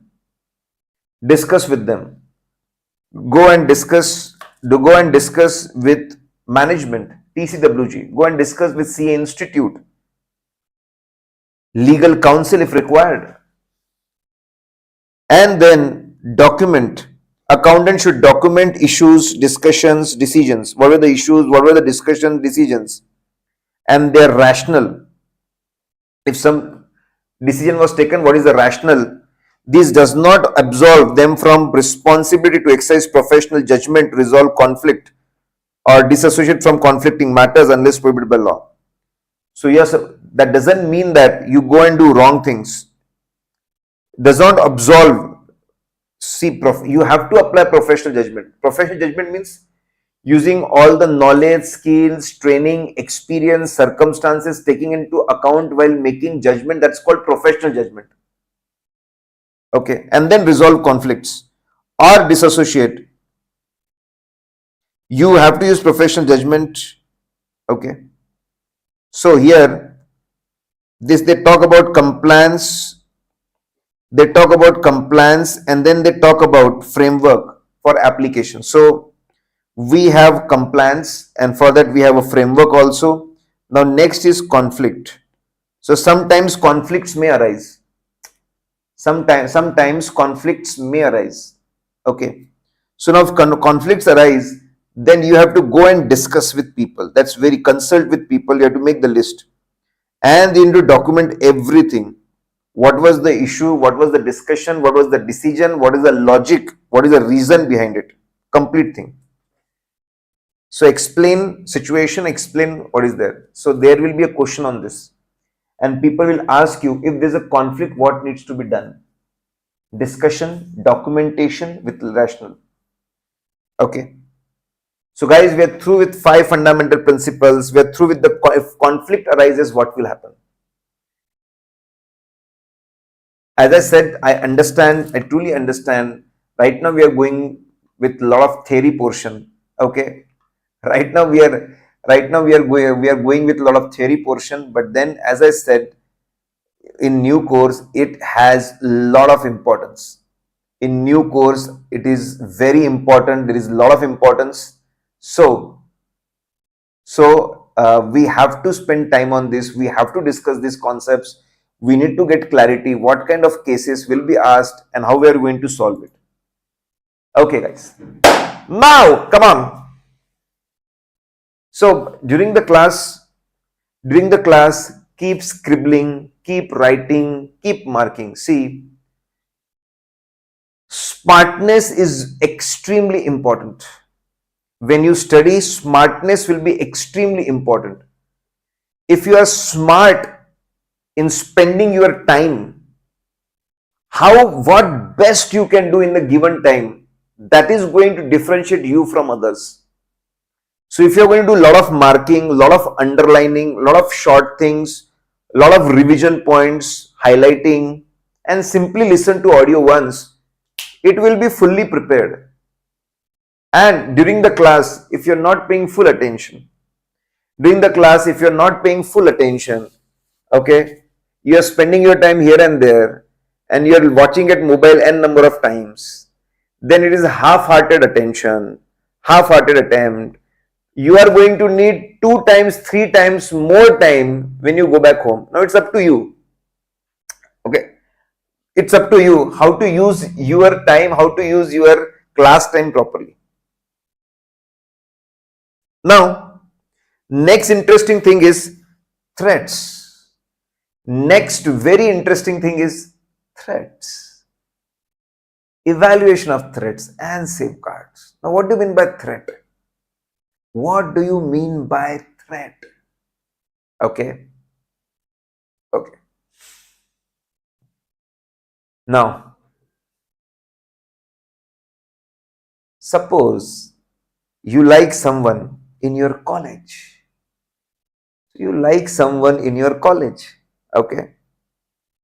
And now you are regularly meeting that person in college. And you come to know that your brother or your sister is also taking admission in that college. It is a threat. You will get caught.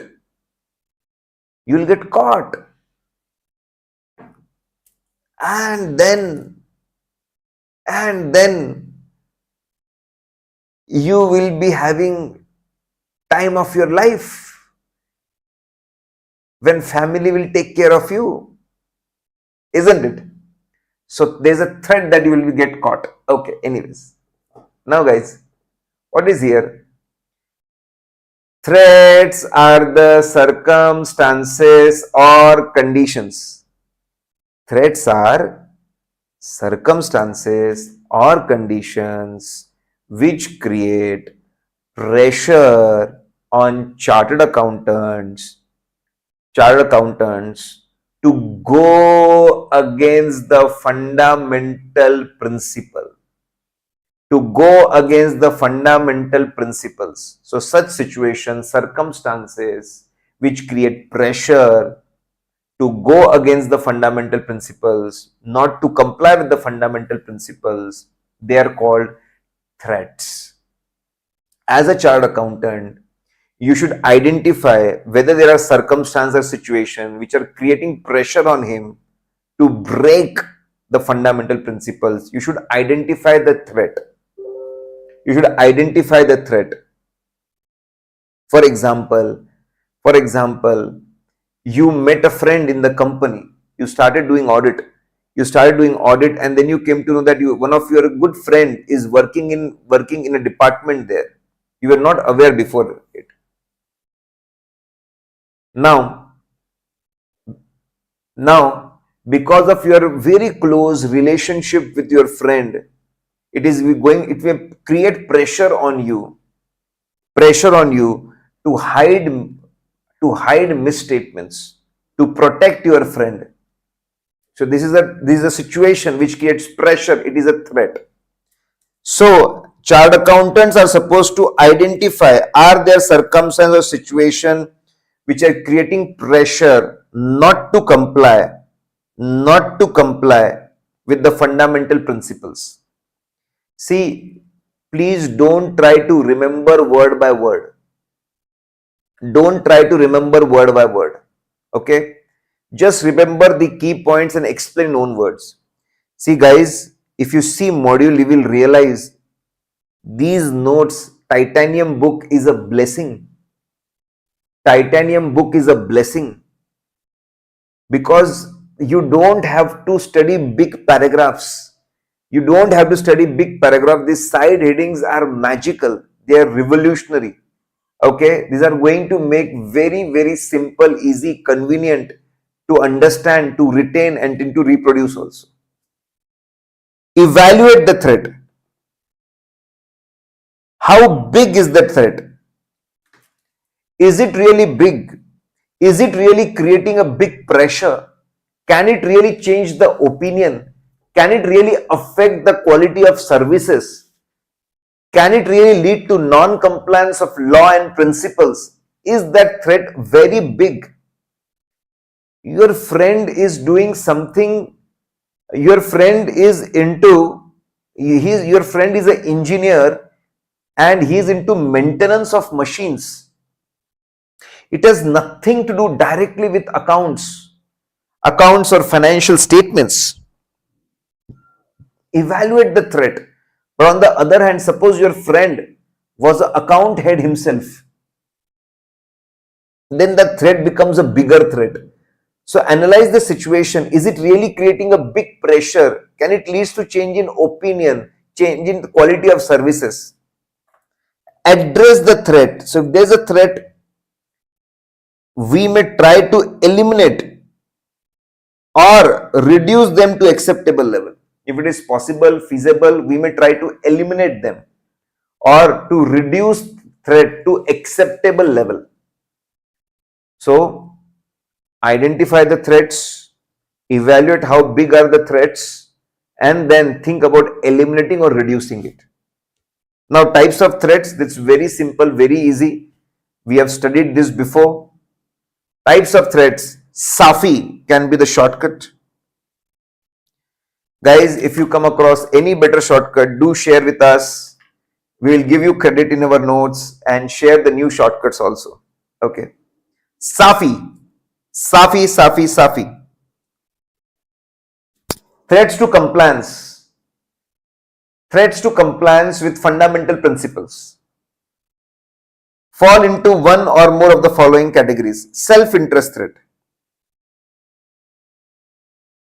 Self-interest threat. Sir, what do you mean by self-interest threat? Interest means benefit. If a chartered accountant's benefit, chartered accountant's benefit is connected to client in one or more ways apart from the assignment he's doing. If chartered accountant's benefit is personal benefit, professional benefit is connected to client in one or more way apart from the assignment his audit assignment is doing, okay, then to protect his interest, to protect his interest, he may breach fundamental principles. He is having his investment in shares or investment in debentures. He has made deposits, whatever it is. I understand investment in shares is prohibited, but then we are studying code of ethics right now. Don't bring law, Companies Act right now. He is having personal investment in the company to protect it, to make it grow. He may falsify his report and breach integrity principle. So self-interest means to protect your own benefits, to protect your own benefits. Self-review threat, SAFI, self-interest, self-review. What is self-review threat? Guys, this will be the last thing for the day. Okay. And tomorrow we won't be having class, it's Sunday. And then from Monday onwards, we'll be having a complete 2.5 hours of class. Okay. And do remember to listen to audios, and we'll be having tests also. We'll be having 5 class tests, and then we'll be having 1 full course test also. So keep studying all the content. Okay. Then self-review threat, we know. What is a self-review threat?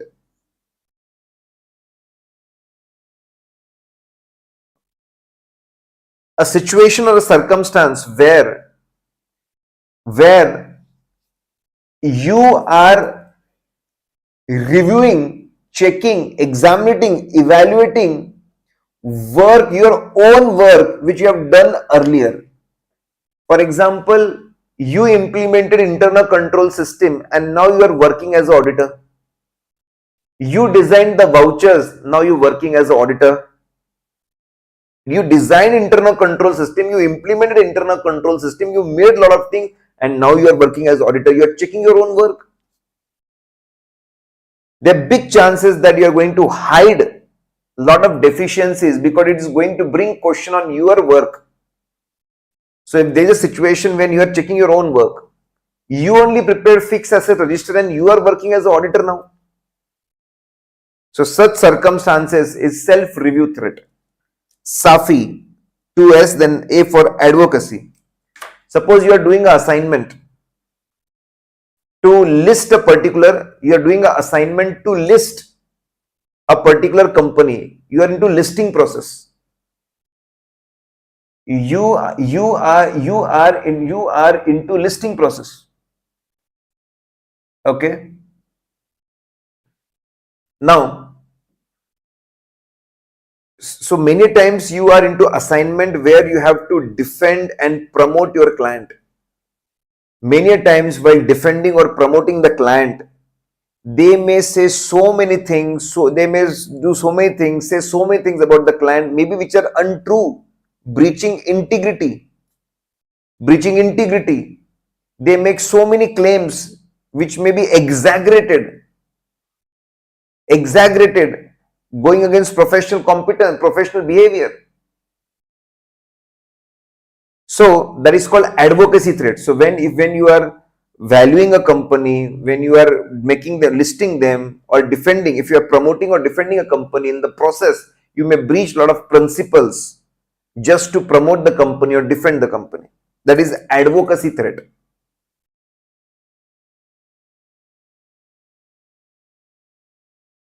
So if you are checking your past judgments or activities, that is self-review threat. Excessively promoting clients or employer, excessive promotion, going beyond what is true, advocacy threat. Familiarity, close sympathetic relation with the client or employer, sympathetic, close relation with the client and their people. Because of that, you may compromise with the situation. Then intimidation threat. What is intimidation threat? You are being threatened. You are being threatened. You will be removed. Your work will be reduced. We will have a litigation against you. Discouraged, threatened. If that is a situation, that is called intimidation threats. Guys, after this, we are going to see examples of all these 5 threats for a chartered accountant who is in practice. And again examples for a chartered accountant. Again example for chartered accountant. For a chartered accountant who is in job.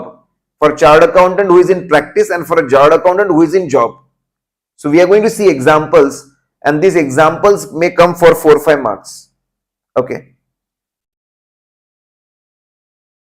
So there's a type of threats, guys. So we completed all 5 fundamental principles. We have to identify threat, evaluate threat, take action.